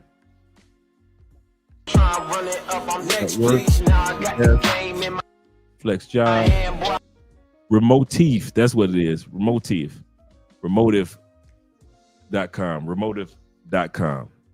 Make sure you write that one down. Workingnomad.com. Workingnomad.com. Make sure you write that one down as well. All right, gentlemen, let's continue on. America is a scam, bro. The American dream is dead, bro. I got a plan, bro. I think I'll save up for the next 1 to 2 years, live frugally, don't pay rent. I'm an over-the-road trucker, so I can live in my truck. I might go local, though. If I do go local, I can buy an RV or a van, live in that. Literally just save, stop spending money, stop buying takeout food, literally just save as much money as I can, bro, and just go to another country. If I go to Thailand or Bali or somewhere, bro, with 100,000, I'm gonna be living like a king. He said if he stacks his money, be frugal, because like a lot of people aren't at retirement age, like some of you military brothers or some of you guys that are older, over the age of 60, 62, 63, a lot of people aren't at retirement age. So a lot of people figure out, let me stack my money up and then see what I can do online job, remote work. Young man said, if I save 100K and I go to Thailand, I can live like a king. Let's check it out. For a while, bro, for a cool little minute. America, nah, bro. America's falling down, bro. We're like, this is like Rome, the modern day Rome, bro. It's not the place to be, bro. So I say everybody just save up their money, bro, and just get out of America, bro, because it's dead out here, bro. It's dead out here. It's no point in being out here, bro. Everyone's miserable. Everyone's living paycheck to paycheck. Bro, if you just save that bread and get out of here, bro, like, you'll be solid, bro. It's crazy, man. It's crazy, you know. I'm just trying to be chilling, bro. I'm just trying to be chilling on the beach right now. Just, you feel me? Drinking some coconut water straight out the coconut, bro. Like, I ain't trying to be working no more, bro. I'm chilling here. I just got done driving. I'm not done driving. I drove 8 hours today. I still got like 3 more hours to go. I went from Cali. I'm in Texas right now, bro. And it's like, yo, I can't work for the rest of my life. I'm gonna be honest, bro. Especially work that I don't like. I'm trying to chill, bro. So yeah, that's the plan, bro. We leaving America, bro. You gotta get out of here. Get your passports. Get out of America, bro. It's done. It's done. So let's take a look at what his dream is, right? Let's take a look. We're gonna look at it together. I went to DeepSeek. DeepSeek is the Asian version of ChatGPT. Went to DeepSeek 2, and they gave me some stats on if a person has $100,000 in a bank account,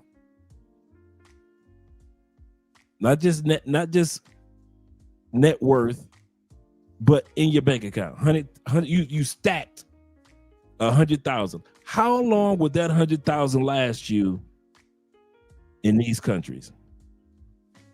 United States, if you had $100,000 cash in your bank account or your savings or your crypto or in investments that you could liquefy easily, like stocks, if you had that in investments, that's only good for 2 years in the United States at most, because the average rent, just look at the average monthly expenses, complete monthly expenses on average in the United States is between $3,500 to $5,000 plus for all your utilities, food, apartment.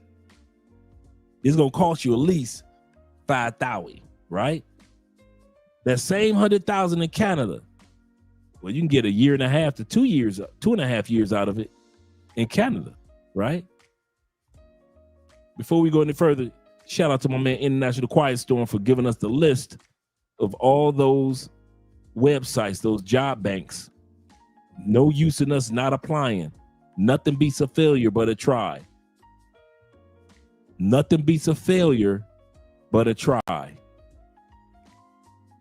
least try. A lot of guys got their jobs and a lot of women got their jobs internationally because they tried. So at least try. Get the certifications that you need to get. That's what Theo has been here for. At least try, guys. Yes, sir. Make sure that you guys give a shout out to International Quiet Storm for these sites. And take advantage of them, guys. Don't. We're not just doing this live stream tonight just to do it, but I got your back. And so does International Quiet Storm and the other guys. Shout out to the moderators. He said, I would like to say I spent less than $270,000 in just under 2 years on property taxes and other stuff. Shout out to Ben, yeah, in the States, yep. Shout out to appreciate, yes, sir, appreciate International Quiet Storm. Appreciate Unc, yes, sir. Mexico, you can get 3 to 5 years out of $100,000. Panama, you can get 3 to 5 plus years out of 100,000. Brazil, you get 3. If you got 100,000 in Brazil, just living a really decent life. You ain't balling out of control, but you living a decent life. $1,300 to $2,200 in large regional cost differences. Colombia, 100,000 will last you 4 to 6 years. That's correct, depending on where you are. Now, I won't, like they said, excellent value in the cities like Medellin. I won't say that for Medellin. I don't know if any of you guys that are here, I don't know if T-Mac is here or anybody else here that could validate that. But I do know one thing, that in most, let's put it like this, in most of Colombia, other than Medellin or Bogota, that 100,000 will give you at least 6 years. Easy. If you burn through 100,000 in Colombia in less than 4 years, I already know you pay for playing and you partying every weekend. Vietnam, 5 to 8 years. 5 to 8 years will it last. And the last one I had on the list was Indonesia. I don't know why it didn't show up. Why at the bottom of it is not showing up on the screen. Indonesia. And Indonesia is, let me blow that up on the screen for me. Indonesia is 4 to 7 years, $1,100 to $1,800 a month in like cities like Bali. He said announced in Chicago that the property tax bills were doubled. Woo! Goodness gracious. He said wouldn't it be smarter to have investments to build a dividend? Absolutely correct. Dividend portfolio, absolutely correct. To produce that amount of, you're thinking like how I think. Absolutely correct. 100% correct. Take that 100,000, put it in a portfolio, and now you can start making that money in an investment portfolio. You can start living off the dividends. Absolutely correct. Absolutely correct. He said, headed back to Asian after a rental lease is up. He said, get my TLF, meaning teaching English certification. He said, and don't touch the savings is key. That is so true. Jay says this. Thanks, Jay. He said for 100K, more like 3, maybe 3.5 years. Thanks for letting me know, Jay.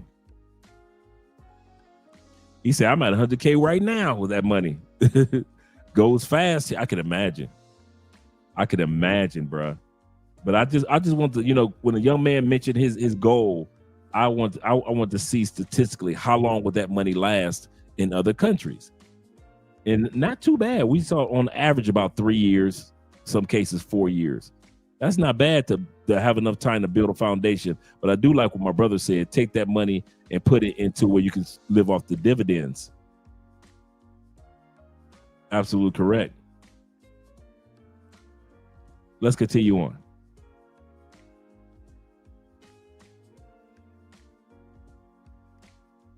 Number 6, your insurance. Make sure that you get, before you leave the States, this is very important what I'm about to mention, guys. Make sure that you have your life insurance taken care of. Make sure that you have your life insurance coverage taken care of. Can you get life insurance in another country? Yes. I have my MetLife insurance, regular MetLife like in the States, Snoopy, right? Got my Snoopy insurance here in Colombia, right? I got whole life. So a part of it goes towards investments and a part of it goes towards our insurance, right? But you'd be better off making sure that you have at least one policy back home in the States as well. Nothing wrong with the coverage that you get in another country, but if you can get it done before you leave, get it done before you leave. I promise you, you'll thank me. It just gives you a lot more peace. That's all I'm saying. It gives you a lot more peace. Second insurance that you want to get. This is for your visa. This is for your visa. International health insurance. Write this down. So I'm going to give you some suggestions. International health insurance, not just travel insurance. Travel insurance covers you for that particular trip, that 5-day, 3-week, 5-week trip. Travel insurance covers you and your luggage and all that for that. International health insurance is the medical insurance that they're going to ask you for in most countries when you apply for a visa. International health insurance covers you bust your ankle, you have a heart attack, you find out that you go through you find out that you need to get a checkup for diabetes. Now, a lot of countries are so inexpensive with their medical, you can pay cash. But why would you when you can have international health insurance that covers you? Another thing with international health insurance, if you don't live in a country that I'm talking to my military brothers or ex-military, if you don't live in a country that has U.S. military like hospitals and bases for you to take advantage of as far as your medical, you'll still need international health insurance if you don't have coverage as ex-U.S. military in that country. I know a lot of guys that are ex-U.S. military and try to use their military insurance to apply for their visa for that country. Many countries will accept it. Most countries won't. This is why international health insurance is important. So I started off talking about life insurance. Get your regular life insurance back in the States, or you can get it in your new country once you get there. So life insurance, you can get it wherever, right? Health insurance, international health insurance is a completely different monster. And I'm going to give you guys some links before we get into it. Some of the top 3 that you can use for your visa. Let me pull this up. I'm going to drop the links. Shout out to you guys. Let me copy this one. The first one is, in each one of these, the monthly premiums are between $50 to $75 a month. I know you guys pay crazy for great insurance coverage in the States. You pay like crazy, but these here are $50 to $75 a month. First one is Safety Wing. Safety Wing starts at $45 to $50 a month for its basic coverage. Safety Wing is popular among digital nomads and remote workers. It offers affordability and flexible plans designed for long-term travelers, meaning individuals that want to live in another country. So if you want to live in a country long-term, meaning you're getting your visa, Safety Wing is a great one. Here's the second one I'm going to share with you. That's a great one. I told you guys, bring your notes, your paper and pens tonight. I put the links down, so all you got to do is just click the links. The second one is World Nomad, international health insurance. It's not health insurance. When you're in your home country, you apply for health insurance. When you are a person that's planning on living or traveling to another country, it's international health insurance. And remember, you got your regular travel insurance and you have international health insurance. International health insurance covers you for a year to 2 years, to where your travel insurance only covers you for that particular trip. That's the difference. Travel insurance covers you can buy it along with your airplane ticket, right? Get your travel insurance. Covers you just in case your luggage gets lost or anything happens to you on your trip. That's travel insurance. International health insurance covers you just like your health insurance in the States. All the stuff that covers you in the States, international health insurance covers. Your your Canadian insurance covers you for that year. Same thing with international health insurance. It covers you for that year or 2 years. So the next one we looked at is World Nomads. World Nomads is tailored for travelers and digital nomads. It offers customized plans with various levels of coverage. The plans start at between $50 to $70 per month for basic coverage. And then we're going to throw in the third one, which a lot of guys have used that we know of, getting their digital nomad. Getting their digital nomad or their retirement visas or whatever it may be. Let me go back and grab that one.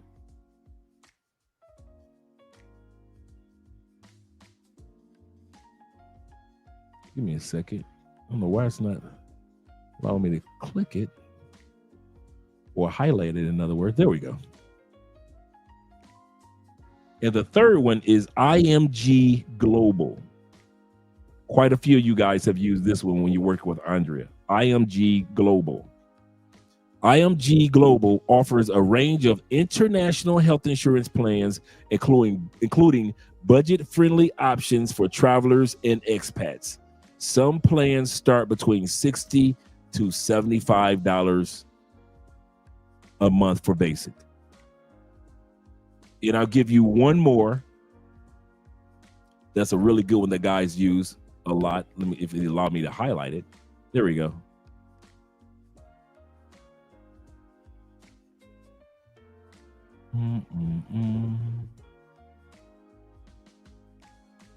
Give me a second. Trying to highlight it. Just put me through the blues. And each one of these links work great, guys. So just in case you guys are wondering if the links work, yes, they do.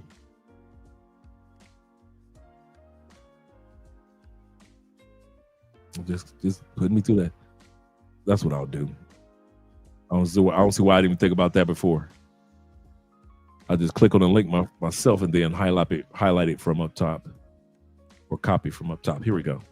And the next one, a bonus one I'm giving you guys, is this one, AXA. AXA is a really good one that's very common among digital nomads. And AXA offers international health insurance with customizable plans, including budget-friendly options. The basic plans start between $70 to $90 per month. These are far less than what you would pay for these same type of plans if you still lived in the States. In the States, some of you guys are paying $200-300 a week every time you get a paycheck, or $200-300 a month for your basic health insurance. Tyler died. Shout out to Charles, R.I.P. Charles Tyler died in Brazil because of bad health.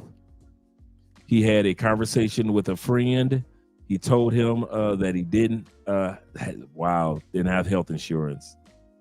The next day he died, unfortunately. I'm glad that you shared that, Montrez. I want that to sink in, guys. No use in us traveling to these other countries if we take our health for granted, especially in these countries where they have really good health care and it's not as expensive. Back home in the States, we can always use the excuse, well, hey, healthcare is expensive.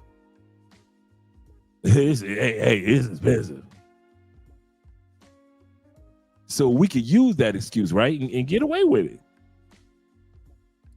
But when we're traveling to other countries where we know it's great quality and it's not that expensive, there is no way for us not to have some type of health insurance.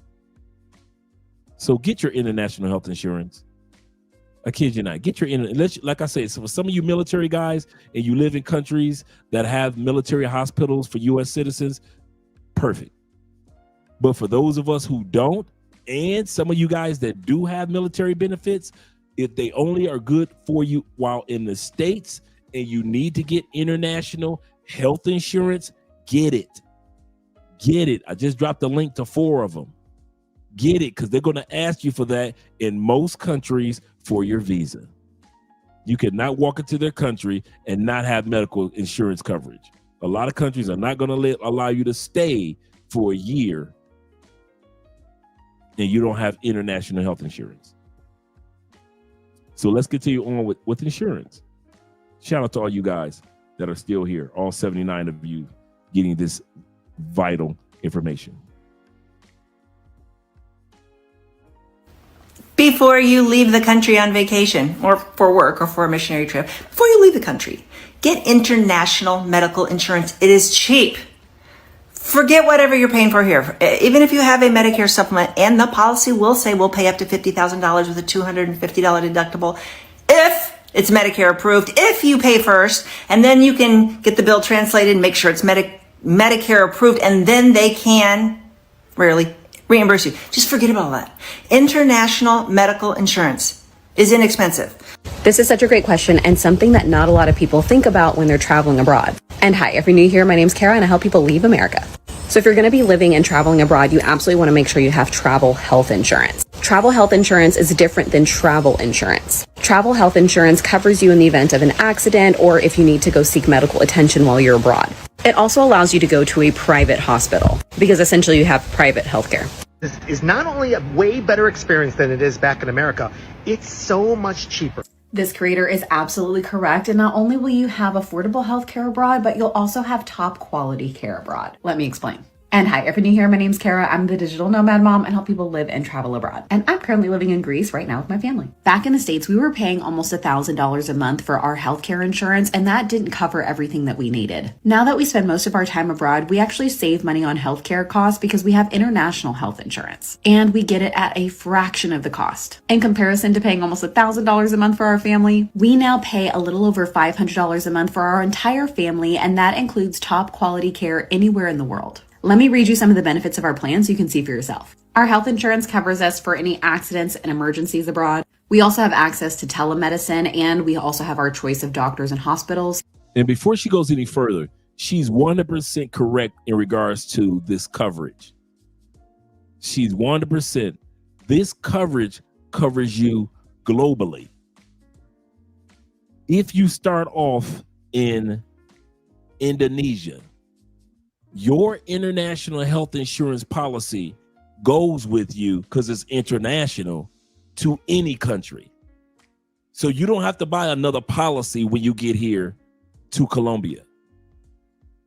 So if you got a year-long policy, you can go to Indonesia, to London, and then all of a sudden you're in Austria, and all of a sudden you're in Poland, then you're down here in Brazil, and then Colombia. Doesn't matter. That coverage covers you no matter where you land. That's the cool part about the international health insurance. So if you were in situations such as Charles Tyler, they could have helped him. They could have helped him with the insurance because now you're getting the quality. They're not taking you to Brazil's public hospital. You're going to Brazil's private hospitals. You see the difference? And some of us dudes that are big boys, you definitely need international health insurance. I'm serious. Some of you big boys, don't act like you. Come on now. Charles was not a small dude. You don't want to go to the gym in these other countries. Cool. You don't want to eat healthier, even though the food is healthier, but you don't want to eat healthier in other countries. Cool. You over 55. Cool. If your old big fat ass, my bad. Your old lazy fat ass don't get international health insurance, because since you don't want to take care of your health, you need an insurance policy that's going to take care of your health while you're in another country. Last thing your fat ass need is for your chest to bust open knowing you are diabetic with high blood pressure, gout, and you got asthma. If you're but you like to travel, you should be the main one with international health insurance. Don't take it for granted. I don't. My wife doesn't, and a lot of you guys don't. So a lot of you big dudes that don't want to go to a gym in another country, that's cool. You don't want to eat healthy in another country? Hey, who are we to judge? But we do recommend that you at least get international health insurance. Here's another thing with international health insurance. Y'all ready? There are countries in other countries. There are countries that have insurance companies in other countries that won't insure your fat ass. Colombia. If you are a man or a woman over a certain weight, whether you're a citizen or not, Colombia will not insure you. You have to get some cheap ghetto insurance. The locals got to get some cheap ghetto insurance, but real top-notch coverage like I have, if I was a big boy, Colombia will not cover me. Even if I was a citizen. This is not just for foreigners. This is for citizens. And I bet you Colombia is not the only country that has major insurance companies that will tell you if you're a fat boy or if you're a fat girl as a citizen, you are not getting insured. Ain't nobody gonna take care of your fat ass until you get that weight down. How did I find out about that with Colombia? Because one of the ladies that we work with in the insurance field, as far not insurance, but the health field, when guys coming down for health tourism, she told me, she said, Andre, I have to lose about a good 25 more pounds. I said, why? She said, Colombia doesn't, and I looked it up afterwards. She said, Colombia doesn't insure people that are overweight. That's another reason why y'all don't see that many fat Colombians, do you? You see some, but you don't see that many. Why? Because they know you can't get medical coverage here in Colombia if you're a fat ass. That's why you ain't seeing that many fat Colombian citizens walking around. Seriously. Yeah, guys. For some of you guys that didn't know that, yeah. Yep, shout out to you for getting TRICARE, brother. Shout out to Vaughn. Also, shout out to Obadiah, showing the love with the $5 over on the Cash App. Appreciate you, brother. And Evan says this. He said, United States only has two things over the rest of the world: dollar currency and military. This is so true. So true. Passport sisters are losing and passport bros are winning. Absolutely correct. He said, making our own, he said, make our brother, mentor, leader Kevin Samuel proud. Yes, sir. Winter is here. Yes, it is. Make him proud. Absolutely correct. So yeah, guys, that's another reason. She's stupid. She does got some eyebrows for you. She cute though, but she got the eyebrows for you. You're absolutely correct. Bobby says this. He said, you might have said this already. He said, Dre, but can you use any international health care if you are currently in America? Yeah. Remember, the title says it all, is international health care coverage. So even if you get international health care coverage while you're in the States, let's say you say, man, I ain't not paying these Blue Cross Blue Shield prices. I'm gonna just go ahead, give me some international health insurance coverage. Here's the kicker. You ready? The policy cost will be based off that country. If you're paying for H&R Block, not H&R Block, but Blue Cross Blue Shield in the States, H&R Block, Blue Cross Blue Shield in the States, right? It may be for you and your family $750 a month, right? Because medical is that expensive in the States. Your international health insurance is going to be at least $500 a month. At least $500-600.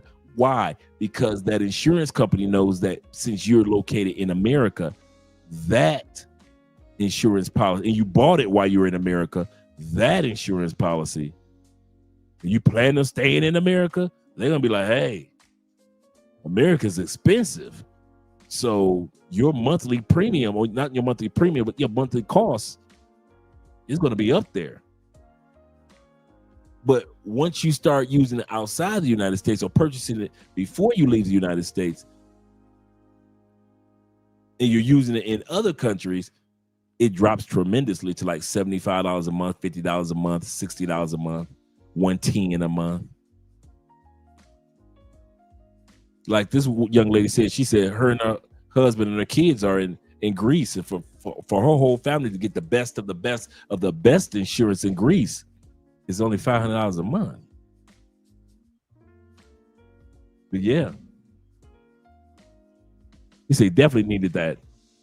He said it would be wise to have it when visiting outside the States. Yes, it would be wise to have it when visiting outside the States. Yes, sir. Whether it be the travel insurance that you can get, just regular travel insurance for that trip, or just go ahead and get international health insurance. It just covers you no matter where you go in the world. If it were me, and I mean this, my policy, my life insurance policy comes with international health insurance. But if it didn't, I would get international. As many places me and Andre go to, I would get international health insurance for us. Why just get one per trip when I could just get one that just covers us the whole year and we're good? Especially you guys that travel to 5-6 countries a year. Yeah, man, be well worth it. Just think about it. It's like, let's say it was $100. Let's say what you would pay every month was $100 premium. Just for the piece that you're known that you covered, no matter what country you go to, no matter what happens, you are covered by international health insurance. I would. Shout out to Evan again with the $20 love. Let's let her continue on. She's going to be continuing to tell us what's in her insurance policy. So let's continue on.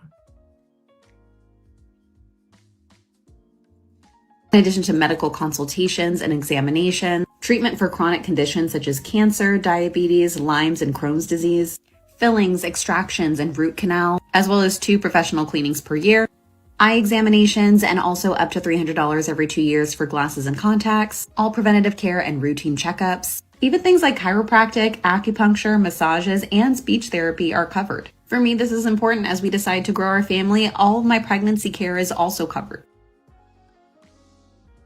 And these are the ones that I just showed you a few moments ago. So something that a lot of people are concerned about when they're looking to live or travel abroad full-time is medical benefits. Because here in the US, your medical benefits are often tied to your employment. And if you do decide to leave your job and to travel full-time or to live abroad, what do you do for your medical benefits? Here's something that they don't want you to know. Access to medical care in other countries is extremely affordable. You can also apply for travel insurance and also expat insurance. You can find this type of insurance through companies like Aetna, Blue Cross Blue Shield, and also Cigna. With Aetna, their expat insurance is provided through Alliance. Cigna, check out Cigna Global, and Blue Cross Blue Shield, check out Geo Blue. You'll notice that if you don't include the United States as a part of your insurance coverage, your coverage is quite affordable. Remember I just said that? Remember I just answered that question? As long as you're not using it in the States, that price per month drops down tremendously. Why? The United States is the most expensive country in the world for medical insurance coverage. It's the most expensive I don't want to say it like that. Let me reword that. United States has the most expensive medical coverage, not insurance, but medical coverage in the world. In other words, our medication, what we pay for pills, is the most expensive in the world. Our surgeries, for the most part, are the most expensive in the world. Our checkups, our dental, is the most expensive in the world. Even though our service ranks only number 39 in the world. That's the crazy part. We in the top 10, we talked about this before, and in the top 10 most economically developed countries in the world, We talk about UK, Canada, United States, Sweden, Switzerland, Germany, and the top 10 money-making GDPs in the world. Guess where America ranks as far as medical? Number 10. We are the last of the last, even though we're the most expensive. The last of the last, even though we pay the most for our medical insurance coverage. So she's absolutely correct. As long as you don't check off America as one of the countries that you want to use your international health insurance with, the premium drops to the 70, the 50, the 60, the $100 a month. But if you try to use it in America, that monthly premium gonna kill you. And you're gonna be like, but Dre said, Dre already told you don't be trying to use international health insurance in America. Use it internationally. And just like International Quiet Storm said, he said it's mandatory for my job. He said I travel 6 months out of the year. Yeah, they don't cover it. Why would they? A, you can always buy regular insurance while you're in the States, regular health insurance. And B, if you get it covered, if you use that coverage while you're in the States, no matter what company you go to, whether it be the ones I suggested or the ones that she suggested, I know about those, the ones that she suggested, it's so expensive in the States for medical care that insurance company will lose out on millions. You know how many Americans would use international health insurance if it was only a premium of $100 a month compared to, $1,000 a month or $100 or $1,000 or $700 a month for regular American insurance? Americans would just be like, fuck it, I just get international insurance. But it doesn't work like that. America is expensive, man. Ronan says, shout out to Ronan. Ronan says this. He said, please use the biggest words in the insurance game, reparations. Yeah, for real. He say it covers the cost of your body to be said. That's another thing that you want, that another coverage that you want to make sure that is covered with your international health insurance. Repatriation. I said reparation, but repatriation. Repatriation is, I'm glad you brought that up, Ronan. Shout out to you, brother. If you so happen to pass on in another country, like I plan on doing, I'm gonna say this again. My plan is not to pass on in Colombia. My plan is while I'm in the middle of a trip in another country, and I just so happen to pass on while I'm enjoying another country. That's what Andre's plan is. Andre's plan is not to die in Colombia, just slumped over this desk. Oh no, on contrary, my friend, my plan is while I'm traveling over there in Bali or visiting Ronan in the Philippines, and all of a sudden my old butt just pass out. Boom, I'm done, right? I died doing something that I want to do, traveling. That's my plan. How you gonna get your body back to the States? That's what your international health insurance, you want to definitely make sure that covers. Ours covers that as well. Our MetLife insurance covers if anything happens to me and Andrea in another country, it not only covers the medical, but it also covers my body being shipped back to Colombia. If y'all think I'm gonna get my body shipped back to the States, ain't gonna happen. Ain't gonna happen. I'm gone. I'm going for eternity outside the United States. I don't know. See, some of y'all going for life. I'm going for eternity. Okay? I'm going for eternity. Don't be shipping my body back to the States. You will put return to sender back on that box. Return to sender. Address unknown. No such number. No such home. Shout out to Elvis. Absolutely correct. You want to make sure that your insurance, your international health insurance, covers repatriation. Absolutely correct. I'm glad that you mentioned that. Glad that you mentioned that, brother. Good point. This is teamwork on this channel. Teamwork. Shout out to you guys. Shout out to Law Dog in the building. Law Dog said, what up, Dre? He said, I agree. He said, people ask me, aren't you afraid of getting robbed or murdered in a different country? He said, my reply is, no. He said, my fear is dying of boredom in the United States. Facts. Man, I tell y'all all the time. I say, man, if I died in the States, man, me and God got to have a long conversation. Why, Lord? Why? Why would my last moments in time be there? Not there. Yeah, burial costs is no joke in the United States. That's so true.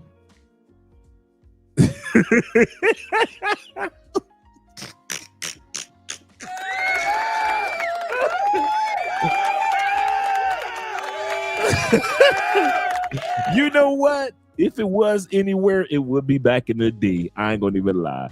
It would be back in the D. Yes, sir. I won't even lie. Let's get back to the video. Good call, Ronan. So don't let your medical benefits being tied to your 9-to-5 stop you from seeing the world. Okay, next one, your housing. You got to make sure before you leave, you got to know how much the cost of housing is in that new country. And what I mean by housing, gentlemen, is this.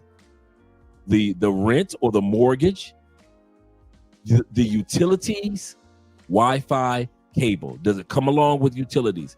You should know all this stuff before you go to that country. I mean, full time. Whatever country you plan on moving to, you should have done at least 1 or 2 trips to that country. Some guys can just go blindly. Most of us can't. Some guys can say, I'm moving to Russia and nothing can stop me. They just go and they're good, right? Some people, they got to go to Russia a couple times and say, should I move here? Should I not move here? Should I move to another Scandinavian country? Right, Esco. So you want to at least visit that. Don't go blindly because you see your favorite YouTuber living in that country and living good. You need to go for yourself to find out what city, what country, what side of the city you want to live in when you find your city. And now you want to look at what housing you want. You want to know how much a house would or apartment or condo will be on this side of the city compared to that side of the city. Is it congested on this side of the city? You got a great deal, but it's always loud. You want quietness. I got a brother. Shout out to my brother Rob. He's down here, right? Rob is from the States. Cool brother. Really cool brother. Rob is a professional voice, a voiceover actor, if you will. Got an excellent voice. His brother got one of them deep, not just deep, but he's got one of those voices just made for voiceover work, right? And so often when he comes to Cali, he tries to make sure he gets in a neighborhood that when the weekend comes, because you know Colombians, they like to party on the weekend, that neighborhood is still quiet so he can record, so he can do his voiceover work. But then there's sometimes when he'll come to Colombia, he'll be like, hey, I'll stay in the fun neighborhood. Why? I don't have any work to do, so I don't have to do any voiceovers. So he can enjoy that neighborhood, right? So you need to ask yourself when it comes to your housing, the costs in the neighborhood, location. Yeah, shout out to Rob. Good dude. Rob just got down here 3 days ago. Yep, I just picked him up from the airport. Then I picked up Jeffrey, and now I got to pick up my boy, my other partner tomorrow who'll be down here. One of our fellow brethren. Yes, sir. Salute to Rob. Let's continue on. Excuse me, how much did you pay for rent in New York? $7,000. $7,000. What, New York? We need to talk. New York. We need to talk. This young lady is not talking about a mortgage. $7,000. I just want y'all to see the U.S. cost of living before I show you the cost of living for a place in other countries. New York. Let's see what she get for $7,000 a month. Lots, yeah. Okay, can I get a tour of your apartment, please? Sure, come on. Let me show you my apartment. And this is Wow, this is your living room? gorgeous living room. Sick. With surround views of New York City, Jersey City. This is my favorite couch in the world. She got a decent place, but not for $7,000. I know, Zay, for real. That's serious. He ain't playing. That $7,000 will cover your rent for at least 2 years in Colombia in a decent area. He is not. Goodness gracious. Yeah, that rent is higher than her haircut. But I'll take a short. I ain't gonna lie to you. I take a sister with a short haircut or a bald head before I take a weave any day. I ain't gonna even lie to you.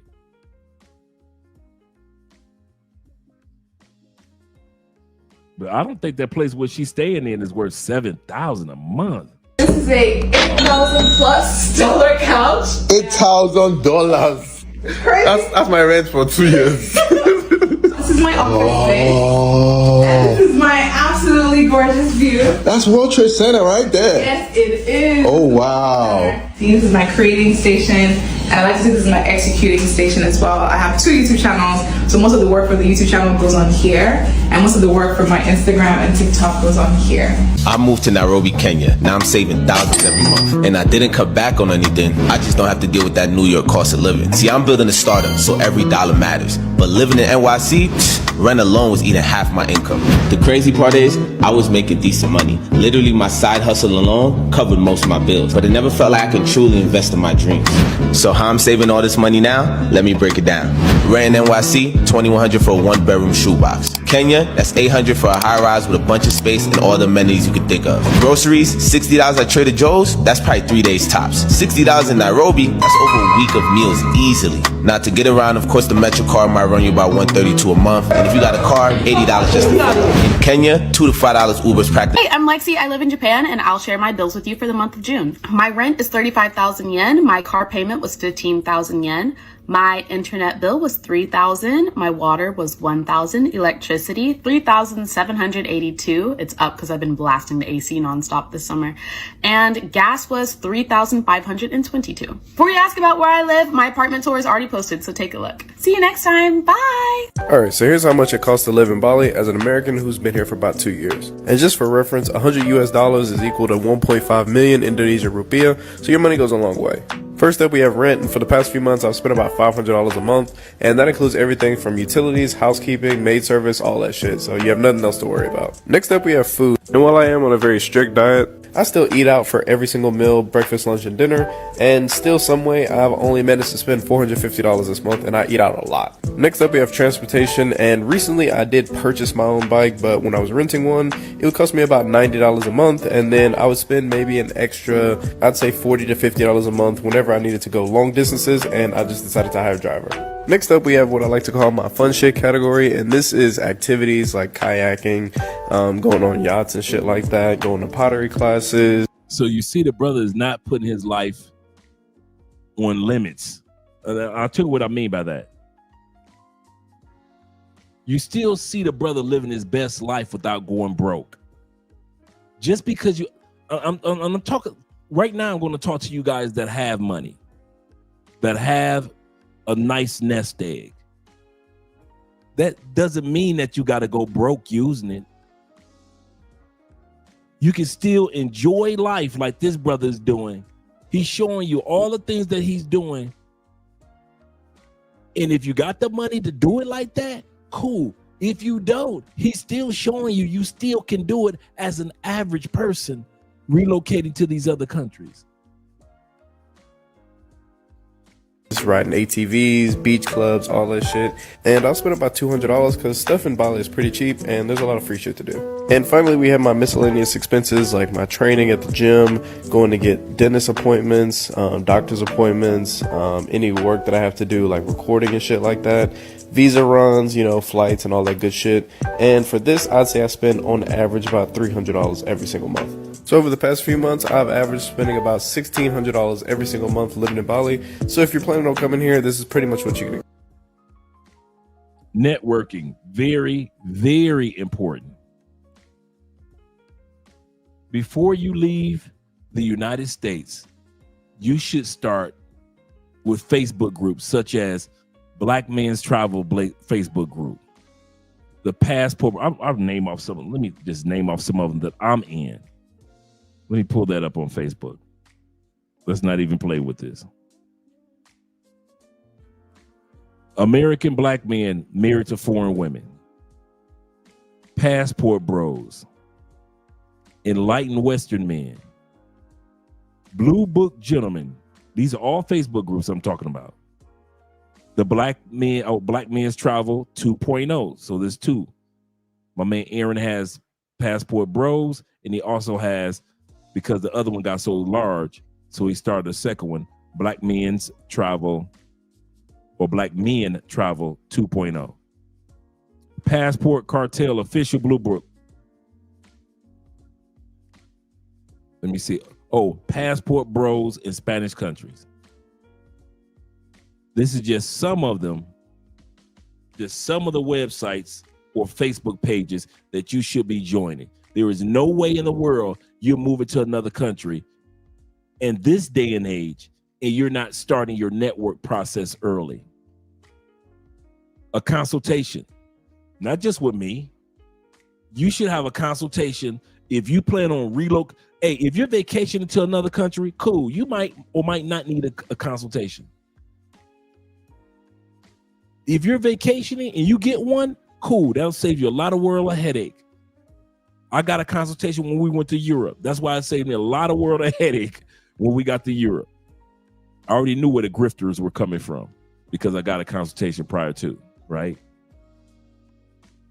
Same thing when it comes to relocating. You definitely want to make sure that you get a consultation with a person or some guys or ladies that live in that particular country. Join the groups. Another group that you want to join, this is very important, the app or the group, meetup.com is international. If you are an investor, there is no way you're going to another country and you're not joining the investment groups. Well, I don't know the language. And you know what? Y'all gonna quit playing with your brother. Knowing the language in another country ain't never stopped y'all from getting some pussy, did it?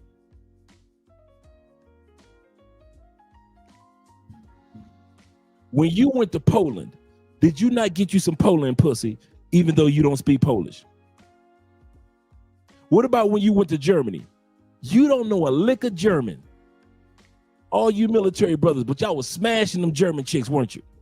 Oh, yes, you was. How many of y'all know any of the language in Thailand? Okay, what about the first language in Philippines? Do you know that? But you steady over there smashing, ain't you? It's a few of y'all that know Portuguese fluently, but you steady in Brazil smashing them Portuguese, the Brazilians that speak Portuguese. In other words, language ain't never held you up when it comes to getting that coochie, have it? Don't act like that when it's time to network with people then. When it's time to do like he did, he's taking a pottery class or a boxing class or getting into a yoga class or fitness class or getting to an investment class. Don't act like language matters now, Negro. Because if one of them potter chicks want to give you the pottery pussy, you'll be in there sculpting shit. If one of them chicks that's involved in politics says she want to give you some political pussy, I bet your ass be up in there talking politics with the best of them. So don't be trying to fool me into thinking, well, I don't know the language, Dre. That's why I didn't join meetup.com investment groups, even though I love crypto, but I didn't want to join a crypto club in Colombia because I don't know Spanish. And so I ain't trying to hear that shit. Because if one of them crypto chicks wanted to give you some crypto coochie, you have your ass in that crypto class, wouldn't you? You'd be a crypto buying motherfucker in Brazil, wouldn't you? I don't know why y'all trying to act all brand new with your boy. No problem at all. Ronan said, facts. It ain't even stopped us from getting that cat. Seriously. Dudes know. Hey, just Vaughn. They know. They know I ain't lying. No, I ain't lying. Let one of them fine European chicks in Sweden, one of the fine Swedish chicks in Holland want to give you some of that Holland coochie. You don't give a fuck about what language she's speaking. You gonna get that.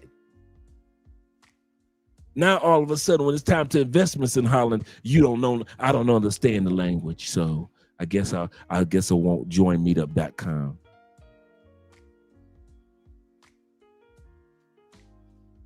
Lying to yourself. He said we'd be up in there doing pottery like this. That was a good one. That was a good one. Shout out to you, Law Dog. That was a good one. Like Demi Moore in Ghost, for real. You ain't never lied. You have not ever lied, brother. Yes, we would. Yes, we would. We'd be up in that motherfucker like Demi Moore in Ghost, doing pottery like a mother. Don't know no language. All we know is we about to get some pottery pussy. For real, Nero. For real, Neo. You know I'm telling the truth. Hey man, y'all brothers been coming with the jokes tonight. Y'all been coming with the jokes. See, 2003, he said I had no Google Translator. Preach, come on, Tone. He said I had no Google Translator. He said I was in Tokyo, Japan. He said I still got some pussy. He said it was a girl didn't speak a lick of English. So I don't want to hear no excuses when it comes to networking. That's what my point is. That's very important to start establishing networking. I don't care if you're talking to women online before you leave the United States. I don't care if you're looking at start joining groups or you're practicing your whatever language before you leave. I don't care what you're doing. All I know is don't try to move to another country and be a solo flyer. Don't do that. Theo often checks us about that in class. Don't try to be a lone wolf. You're not going to succeed in this career endeavor if you try to do everything alone. Theo talks about that to us all the time. It's the same thing with travel. You'll be back in the States because you're lonely, you bored, you don't have no friends, and you feeling lost. Zeta says, let the fine foreign women walk past you smelling good. For real. Good language will last longer than in your mind. For real, seriously. He hit us with the Demi Moore. That was a good one, bro. That was a good one. He said, trust me, you'll find a way to communicate. Yes, sir. Let's get to the video. We're number 8, networking.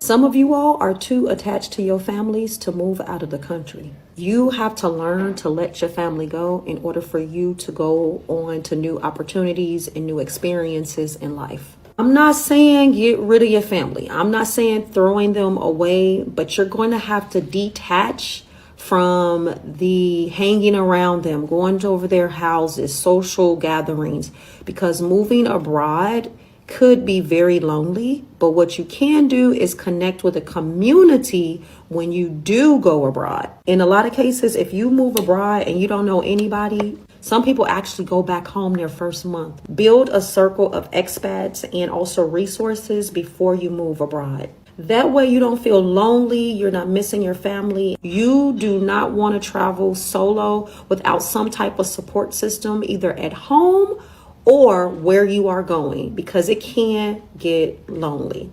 Follow me for more moving abroad tips, and also go check the link in my bio and pick up my free moving abroad checklist. New country, new networking game? Don't worry. Start with expat groups on social media for info and connections. Attend local industry events. It might be awkward, but that's where opportunities arise. Learn some local phrases to show effort. While online platforms like LinkedIn help, face-to-face meetings are best. Be open, curious, and share your unique perspective. Soon, you'll have a network boosting your career and making your new place feel like home. For more relocation tips, visit Sermovi Outlet. Want to meet friends fast in Thailand? Here's what actually works. So the first is using Meetup. So Meetup is an app that you can use in many different countries, and it's by far the most successful way I've used to make friends here in Bangkok. There's meetups pretty much every day, I'd say probably Tuesday to Sunday, and there's meetups for all different things, just general socializing, language exchange, sports clubs, all stuff like that. So check out the Meetup app and you'll be able to see all of the events listed in your local area. So the second thing would be join classes or sports clubs. So I've just started playing pickleball, and it's been a really successful way of meeting new people, meeting new friends, speaking between games, things like that. So if you have a sport that you play, if it's a racket sport, football, like Muay Thai even, or something like that, go to one of these places and just start speaking to people. Start, actually starting conversation. Don't just stand off to the side while you're waiting. Go up to people, ask where they're from, what they do, things like that. Third one would just be to say yes more. If you meet people, if you meet friends of friends, they invite you to do things, try and clear your schedule. Try and say yes. You never know what connections you can make from just saying yes and finding more about this person who could be just like you. And the fourth would be just talk to other foreigners. Like if you go to a co-working space, if you go to a cafe, if you see someone working, if you see someone wearing like a cool outfit, go and compliment them. If you see them working, ask what they're working on. Don't approach people all the time like this, but you can actually get some really good genuine conversations from just reaching out. And a lot of people want to socialize here. A lot of people can feel isolated and want people to just come up and talk to them. So there's another way that can be really successful for just meeting new people. Don't feel afraid to make the first move. Everyone feels a bit awkward at first, but once you start doing it more often, it will seem really easy and you'll become really good at networking here in Bangkok. So thanks for watching, and follow for more actionable tips like this. Number 9, very important. We're almost done, guys. Your expiration date. You got to schedule at least the month that you're going to be leaving. You can't use it just, I'll leave it in the hands of fate. No, don't do that. What's going to cause you to, one thing Theo, I'll give you a perfect example. Theo came to us a couple weeks ago, said, hey, fellas, I need for you to schedule your exam day for your first certifications. A couple of us were like, huh, what, huh? Yeah, I need you to schedule an exam. If you pass it, cool. If you don't, cool. But I need for you to take that exam. That night, International Quiet Storm, my group leader, helped me walk through the steps to schedule my exam for February. It helped solidify how serious I need to be in order to take the exam. So now studying and doing homework doesn't feel like classwork or a hobby or anything. No, this is real, Dre.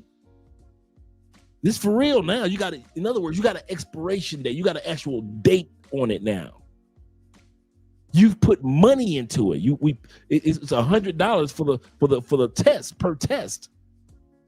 You got money you got money in the game now. You got an expiration date now. But if you don't have an expiration date, I'll get my certifications when I get it, when I get it. It's the same thing with us when we're relocating. I gave myself November 2019. My journey started in April of 2016. You caught that? 2016, April. I told myself, you know what? I'm out of here. The steps it took to get me from being out of the States part-time. I went from just traveling outside of the States to living part-time outside the United States. In other words, I had my apartment in Colombia, but I was still coming to the States, working every day, take care of business, blah, blah, blah. Then I would shoot back to the Colombia, and I then come on back. I'll be in Colombia maybe for like 4 days, 5 days, depending. Then I would come on back, even though I had me an apartment there, even though I had my money in the game. 2016 rolled on by. 2017 rolled on by. Met Andrea right around early 2018. Rolled on by. November 2019, true story. You guys have heard me say this. I told my boy Petey, my coworker, shout out to Petey from Chicago. Pete, I say, Pete. No, Pete turned to me, he said, Dre, ain't you leaving to Colombia in a couple months? This is like right around like September, October, right? And I said, yeah, Pete. I said, yeah, but I was thinking about if I stay to like January, I can even get another 6, 7, even 10 more thousand for my nest egg. Petey looked at me because he saw me doing the travel all those years. My coworker, he saw me doing all the traveling in early 2019, all of 2018, all of 2017, bragging about Colombia, bragging about South America. He heard all this every day when I came back from trips. And then for me to sit back and say, well, I'm gonna put it off. Petey looked at me and said, man, if you don't get your ass out this country, as much as I had to listen to you, man, if you don't get you said November. He didn't hear nothing about what I said about no extra money, about I'm gonna wait till January. None of that. Well, I might wait even to March. Man, you ain't staying here till no March. You out of here in November. It was as if my own coworker was giving me an eviction notice from an apartment. You got to get the hell up. I don't know where you gonna go, but you got to get your ass up out of here. That's how Petey came. He was straight serious because he knew my expiration date. And what if I had put it off till March 2020? What started happening in March of 2020? COVID lockdowns. I'd have been stuck in the States. But because I listened to Petey, I left November 29th, 6:22 p.m. Actually, it was about 8:30 a.m. out of Tampa to Cali, Colombia. And I've only been back to the States maybe 4 times. Maybe 4 times. But you got to have your date, guys. You at least have the month. You know, some of you guys have said, hey, Drew, I'm leaving January 2027. I love it. You got to have a day, but at least know the months, like January, February. At least know the months. You got to have a date, man. It's not solidified. You don't have anything you're working towards. See, like in class, I have something I'm working towards that particular day.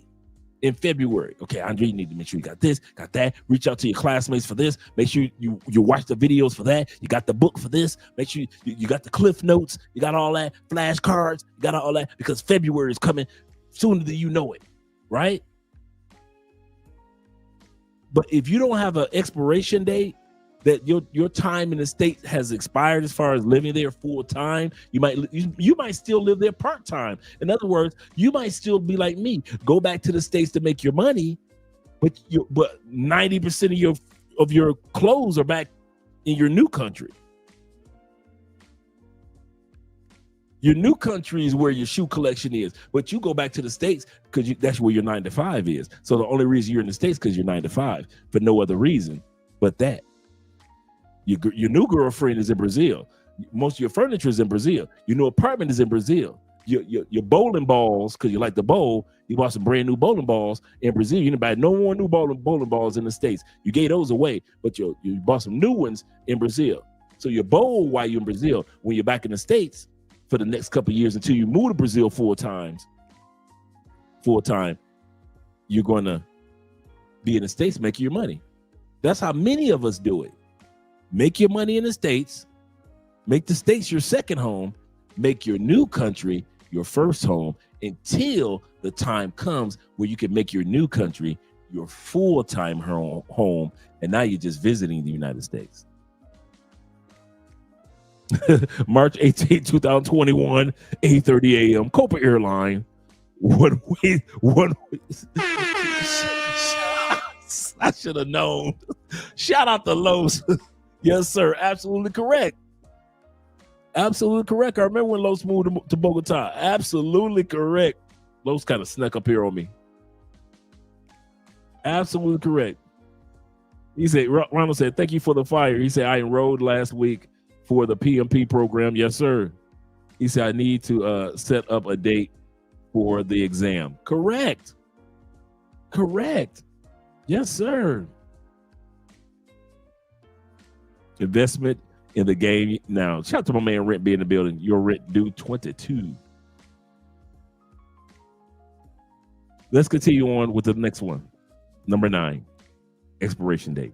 Last spring, my wife and I decided to leave the country in 180 days. We gave ourselves 6 months to move 2 dogs out of 2 houses that we own in upstate New York. And we are officially 30 days away from moving. With the moving so close, there's just so many emotions, and I wanted to really talk about it because this channel has been just a love letter to all the micro decisions that we've made. It's really added up for us to be able to make this move of safety for not only myself, but for the family that we're developing, the children that we're planning on having. And I wanted to talk about it because yes, it's exciting in some ways, but there's also so much heartache. And the severity of what's going on right now for families that look like mine. I don't want to leave my home. We are the kind of people that have done everything right. We both have master's degrees, we own businesses, followed the American dream pipeline to a T, expecting a certain outcome that's now being ripped away from us. It's not an easy decision to make. I want to be in New York. I want to be in the United States. I want to build a life here. I want to raise my kids in the same place that I was raised. But unfortunately, I have to be brave enough to explore other options. Right now, at least. I can't have children in this instability of their parents might not legally be recognized as their parents or married every other year, with that legislation being constantly up for debate. Can't raise children in that way. It's real for a lot of people. This is not something that we want to do. It's something that we have to do for our safety. And just like we always do, we're going to make the best out of what life gives us. But it's not our first choice. And that's important for people to know. But I'll see you on the beach. Correct. 5 days left before we leave the US, and my garage looks like this, which is great. My piles of stuff are slowly diminishing, which is excellent. I feel really good about that. I'm very happy with the results. I did, however, get rear-ended this morning, so. Yeah, before he goes any further, she said, shout out to Montrez, that's true story. Esco, that's true. She said, so we're clear, she said, my wife. The reason why she said that, and I like her explanation, because remember what I mentioned in the past. What's the 3 reasons why we relocate to other countries? Lifestyle, laws, love, or in our case, ladies. Lifestyle, meaning cost of living, health, foods, travel, experience, blah, blah, blah, lifestyle. But there are laws that we talk about, the child support laws. We talk about the divorce laws, the alimony laws. But let's not forget that there are some people out there that are tired of the games of that the LGBTQ got to go through.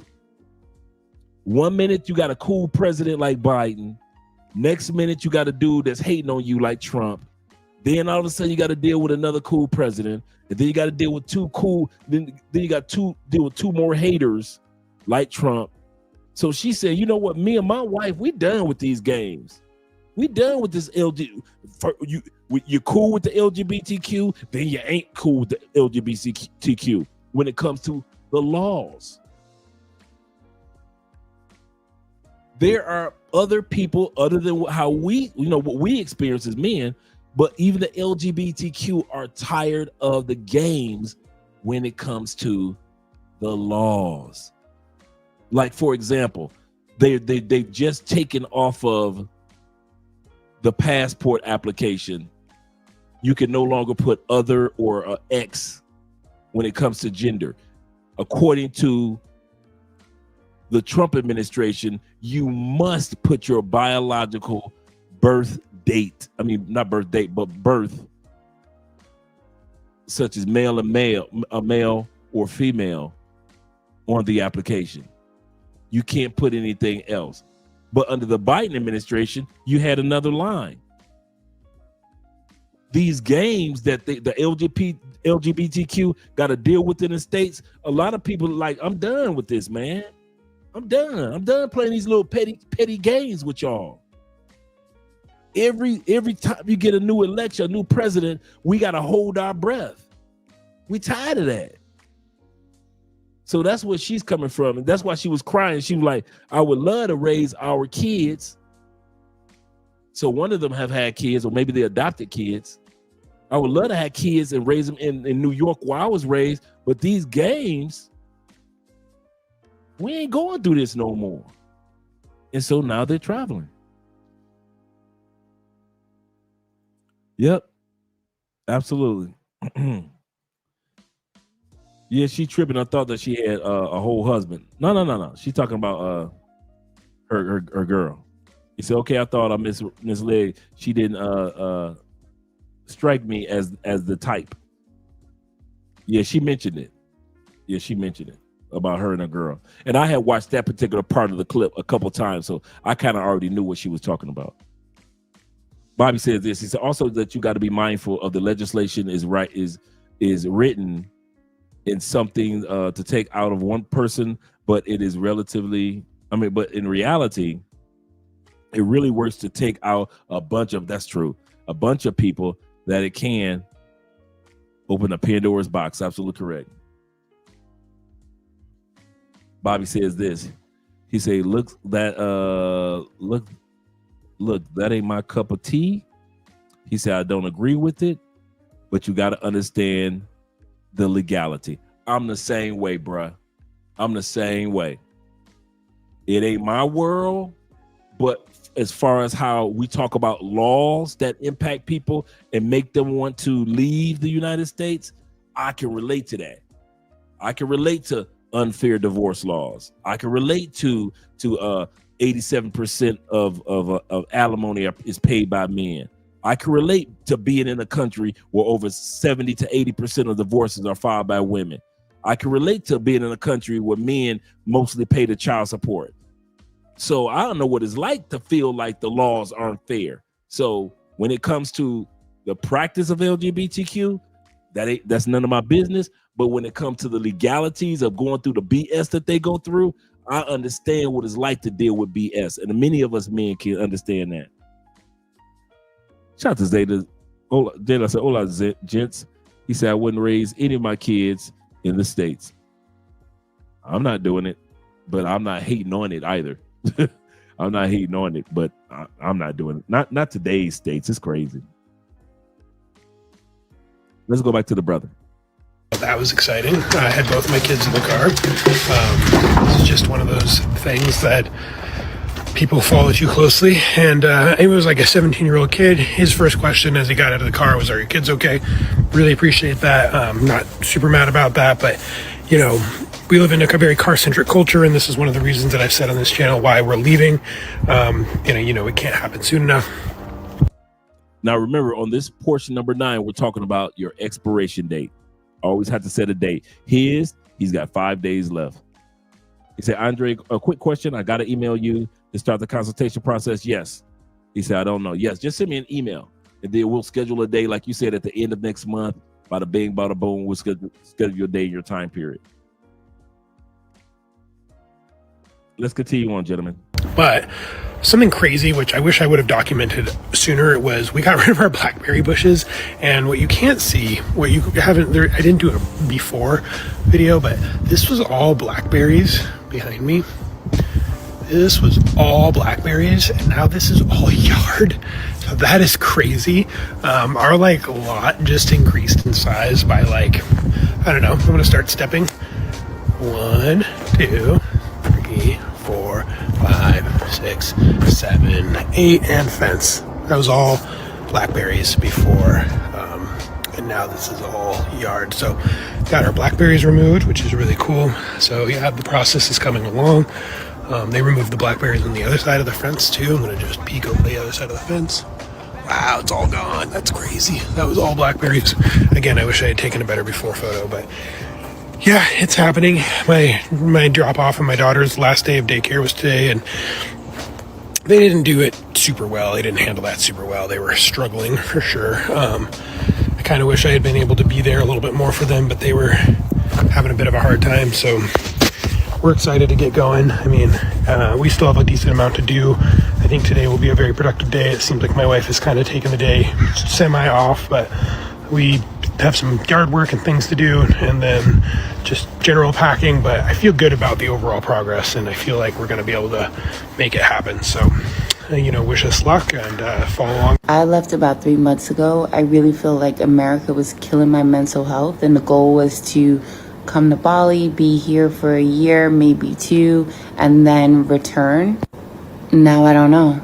I'm sure like most of you, you're terrified for yourself, your friends, your family, your loved ones, even though people you do not know, but you care about human to human. So I'm just going to try to help the only way that I know how. I literally used ChatGPT to help me plan to leave America, and it helped. So I'm going to show you exactly all of the prompts that I used, and feel free to just copy and paste it and use it. And send this to anyone who you think might need to get out of Dodge. And the last one we're looking at is, you got to just do it. All this prep time like you Batman, you don't need to do all that. You've done the first 9 steps, but this one is the most important one. You got to do it. I don't care how much I'm studying in Theo's class or any of us are studying. If we are not going to take the exams for our certifications, all the actions that we're taking is moot. The last tip is you gotta do it. Okay, y'all, it's time for a moment of real talk. So yes, we live in the US, but we are moving abroad. I can't even believe I just said that out loud, but we are moving abroad. We are moving without a trust fund, without a perfect plan, without having it all figured out, because you know what? We'll figure it out. So we're doing it messy. We're doing it with 2 kids, an ADHD brain, a budget. So if you're watching this and you're thinking, can I do this? Should I do this? If it's a thought on your mind, yes, you can do it. And this is your permission slip. This may be a very controversial take, but honestly, America is the fucking problem. If you are stressed, you're anxious, you're depressed, if you have financial issues or health issues or even all of the above, I almost can 100% guarantee that if you leave America, that'll solve most of those issues, if not all of them. I left America almost 3 years ago, and my life has improved in every possible way. Before, I used to suffer from chronic migraines, and I no longer have that issue, as well as like stomach problems, and I was overweight. I'm in the best shape of my life now. I've dealt with depression and anxiety and stress levels that were way beyond what they should have been. And honestly, I can say I hardly ever have those issues. You may have a lot of problems and issues and you think it's just so overwhelming and you can't figure anything out. And honestly, the problem might be the fact that you're living in America. But who the fuck knows? Who am I? You know, that's my 2 cents. I don't got nothing else to say on it. If y'all want the play on how to move out of the country, just go ahead and comment down below and I'll give it to y'all for free, like straight like that. Cause it's really not that hard. Like I'm nobody special, so go ahead and let me know. Let a nigga know. And I'm going to live my life as I should. I'm not gonna spend the rest of my life working 40 hours a week at a job and all I can do is come home and pay bills. I'm 34 years old. I'll be 35 next month. 15 years went by like that, I was just 20, right? So with another 15 years go by like that, I'll be 50. I don't have trying to make it. He's absolutely correct. I want you to hear that again. Right? So with another 15 years go by like that, I'll be 50. I don't have time to be wasted. Back, I'll do it again. If I fail, I'll come back and I'll do it again. If I fail, I'll come back and I'll do it again. I want you guys to take a second out when you get a chance to think about what's the worst thing other than health. Because we all could easily say, well, my health. I want you to, in the next few days, write down what is the worst thing that could happen to you other than health. Mine was just like his. The worst thing that could happen to me if I moved outside of the United States was this. I'd have to go back, make this before remote work was a thing, right? So now you really ain't got to go back. But at that time period, I'd have to go back to the United States, make money, and do it again. For me, there was no go back to the United States and be like living I'm here. I'm living forever in the United States. I tried to live outside the United States. It just didn't work that one time, so I'm never going to try it again. Oh, hell no. I'm just like this brother. I am just like this brother. I'll take my butt to another country. If it didn't work, the worst that could happen for me, other than health, I go back to the States, stack some more money, and get the hell out and start all over again with the lessons that I learned from the first time. That was my worst thing that could happen.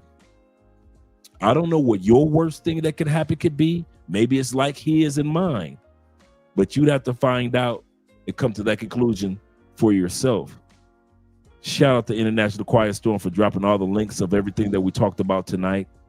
Let's finish off and listen to what the brother has to say as well. But you're going to have to decide on what your worst is, because that's going to give you some peace, because in other words, your worst might not be as bad as you think it is. If you are considering leaving the United States to live abroad, this message is for you. And it's a message that you've heard from other creators who have left the U.S. to live abroad. And that is, you must know your why. Your why. Why are you willing to leave everything that you know in the United States to go and create a life and existence in the unknown? Why? Why would you be willing to do that? Why would you be willing to walk away from all the people you know, all the familiar things, to go into a foreign place and hope to find the future that you know you deserve? But why? You have to answer the why, because if you don't get very clear on your why, then it's a matter of when.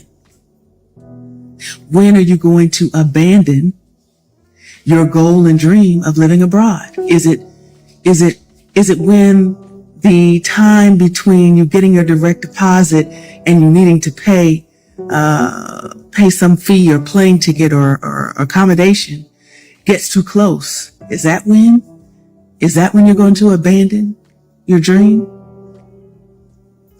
Or is it when you find a place? Or is it when you find a place and you're staying there and the internet stops working? And you still have another 8 more days in that particular accommodation with very limited options, keeping you from potentially honoring commitments that you've made to clients and customers, and also taking advantage of other opportunities to help more people as well. Is that when? Is that when you're going to abandon your dream to live abroad? Or is it when you blow out your back because you slept on a really hard mattress, a really bad bed, and you blew out your back? It took you almost 2 to 3 hours just to get to a place where you could stand up straight, and it was a travel day, and you had to take your luggage and travel to a different city. And when you get to the elevator, you find out it's not working, and you have to carry 4 pieces of luggage up almost 4 flights of stairs with no other human in sight and no help. Is that when? Is that the moment when you're going to abandon your dream to live abroad? Is it going to be when you have that income generating idea that you try and doesn't work out? And so you end up having to do things and make decisions that aren't ideal, but are necessary? Is that when? Is that when you're going to abandon your dream to live abroad? Or maybe it's when you move to that new country location and you eventually realize it's not a good fit for you and you have to pivot and find another place to go. Is that when you abandon your dream to live abroad? All of those things happened to me. It's 3 years later and I'm still here, y'all. I am still living abroad. So you need to get to your why. You're going to ask yourself why 5 times. For every answer, ask yourself why 5 times. This comes from a concept. I learned this when I got certified in Six Sigma. There will always be a reason to abandon your dream. But your why will get you through every single time. All right. All you guys that hung out with us to the end of this video, man, I appreciate this, because I hope that this information tonight was extremely helpful for a lot of you guys that are considering, what do I need to do before I even leave the United States? I know what I want to do once I leave, but Andre, what do I do prior to? So I hope that this information tonight helped you guys in regards to the prior to moments. Remember, these are not suggestions. These are requirements. I'm not asking you to do these. I'm letting you know you got to do them. You got to have the right mindset. You got to make a plan on what part of the city or what country you're going to be living in. You've got to make sure that you know what your budget is. And you got to make sure that you just do it. Just do it. Just go for it. Guys, as they were talking about ages, in 15, remember they were talking about 15 years. You do realize in 15 years, your boy will be 73 years old. I'll be walking around here the same age as Arnold Schwarzenegger and Sylvester Stallone. I'll be 10 years away from Al Pacino. About 10 years away from Robert De Niro. I didn't have any time to sit around in the States like that. You guys can do it. Me? In 15 years, bruh. 73. What does your 15 years look like? I hope it looks like you're going to be turning 73 in another country. You know? I hope some of you guys, it looks like you're going to be turning 53 in another country. I hope some of you guys will be turning 43 in another country. So you got to ask yourself, what do your 15 years look like? All right, Black Empowerment, shout out to you as well. Yes, sir. He said, once again, this is what makes this channel different value information. Thank you, Dre. Yes, sir. Yes, sir. And I kid you not, guys, a lot of these subject matters piggyback off of conversations I have with you guys over the phone. You guys will call me or text me about a subject matter, and I'm like, if this person is going through this, maybe a bunch of us are going through this. We just haven't had a chance to talk about it. So that's what brought this topic up for me to create this particular episode. Because a lot of guys kind of like, I don't know what steps to take, Dre. I don't know what to do before I leave. And I'm like, oh, okay, I got your back, bro. I got your back. Shout out to Ronin Travelers. Good afternoon, almost to you. Awesome show today. Appreciate you, brother. Yep, he said working on my exit. My man Zeta said working on my exit now on monk mode since forever. That's how you do it, brothers. Shout out to all you guys for support by way of PayPal, Cash App, Super Chats. Thank you for joining the Patreon, guys. I got some things coming up down the turnpike over the next couple of months that I'm really going to be working on. I got a couple other books coming out, so I'm excited about that. This week's Rumble, we're going to be watching Rumble movies this weekend, this Saturday, like we always do, the double feature. So we got some movies already set up. One of the movies we're going to be watching now, already got set up, is Beverly Hills Cop. Beverly Hills Cop. So we're going to be watching Beverly Hills Cop 1 this weekend, and then I'm going to have a good Kung Fu movie for us to watch as well. So shout out to all you guys. He said, I can't waste any time anymore. Yeah, man. And that brother said 15 years. I was like, ugh. I'll definitely look at it, Bobby. Let me make sure that I got it. Let me just even take a quick glance right now. Make sure I got it. Yep, I got you, Bobby. I got you. And shout out to all you other brothers that have reached out. Yes, sir. I got you.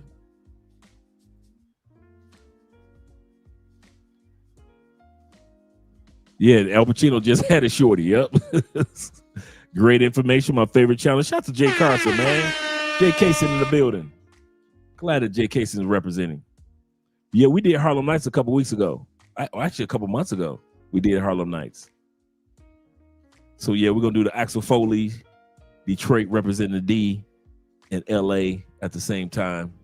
Shout out to him. And shout out to us doing some new, the next, let me go ahead and drop these outros for us. And I'll be seeing you guys this Wednesday.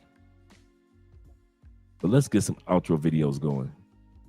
Let's go here. We haven't watched this one in a while.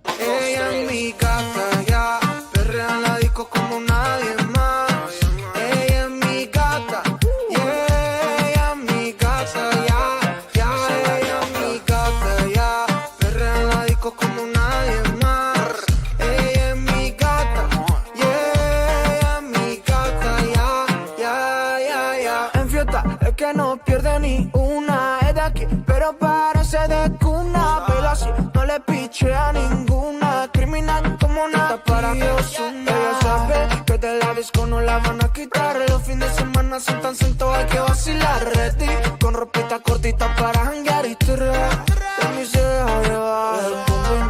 La ropa con tu actitud es que dominas. Chica con esa virtud rompe bocinas. No hay nadie como tú, como tú, como tú, como tú, ya, combina. La ropa con tu actitud es que dominas. Chica con esa virtud rompe bocinas. No hay nadie como tú, como tú, como tú, como tú. Ella es mi gata, ya, perrea en la disco como nadie más. Ella es mi gata, yeah, ella es mi gata, ya, ella es mi gata, ya, perrea en la disco como nadie más.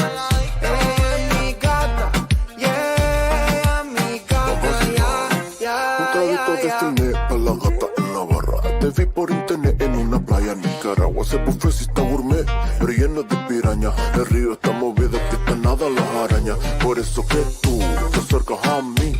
Me gusta más que tú, como te hago reír. Me encanta cómo besas, cómo me haces sentir. Eres especial, eres sola para mí. Y si nos vemos en Bahamas, ahí no hay nadie que nos daña. Una copla de madrugada, ya lo sabes, tú mi reina y yo tu rey. Estamos listas en Bahamas. Aquí hay bellas madrugadas, romantiqueo en la playa. Ya lo sabes, tú mi reina y yo tu rey. Ella es mi gata, ya, perrea en la disco como nadie más.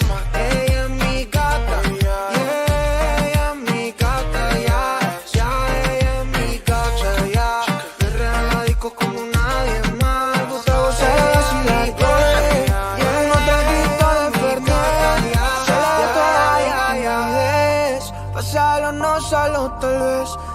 le gusta gozar y vacilar, yeah. Con unos traguitos de Fernet, se le toda la timidez. Pásalo, no salo, tal vez. Ella es mi gata, ya. Perrea en la disco como nadie más. Ella es mi gata, yeah. Ella es mi gata, ya. Ya, ella es mi gata, ya. Perrea en la disco como nadie más. Ella es mi gata, yeah. Ella es mi gata, ya. Ya, ya, ya. En fiesta es que no pierde ni una. Es de aquí, pero parece de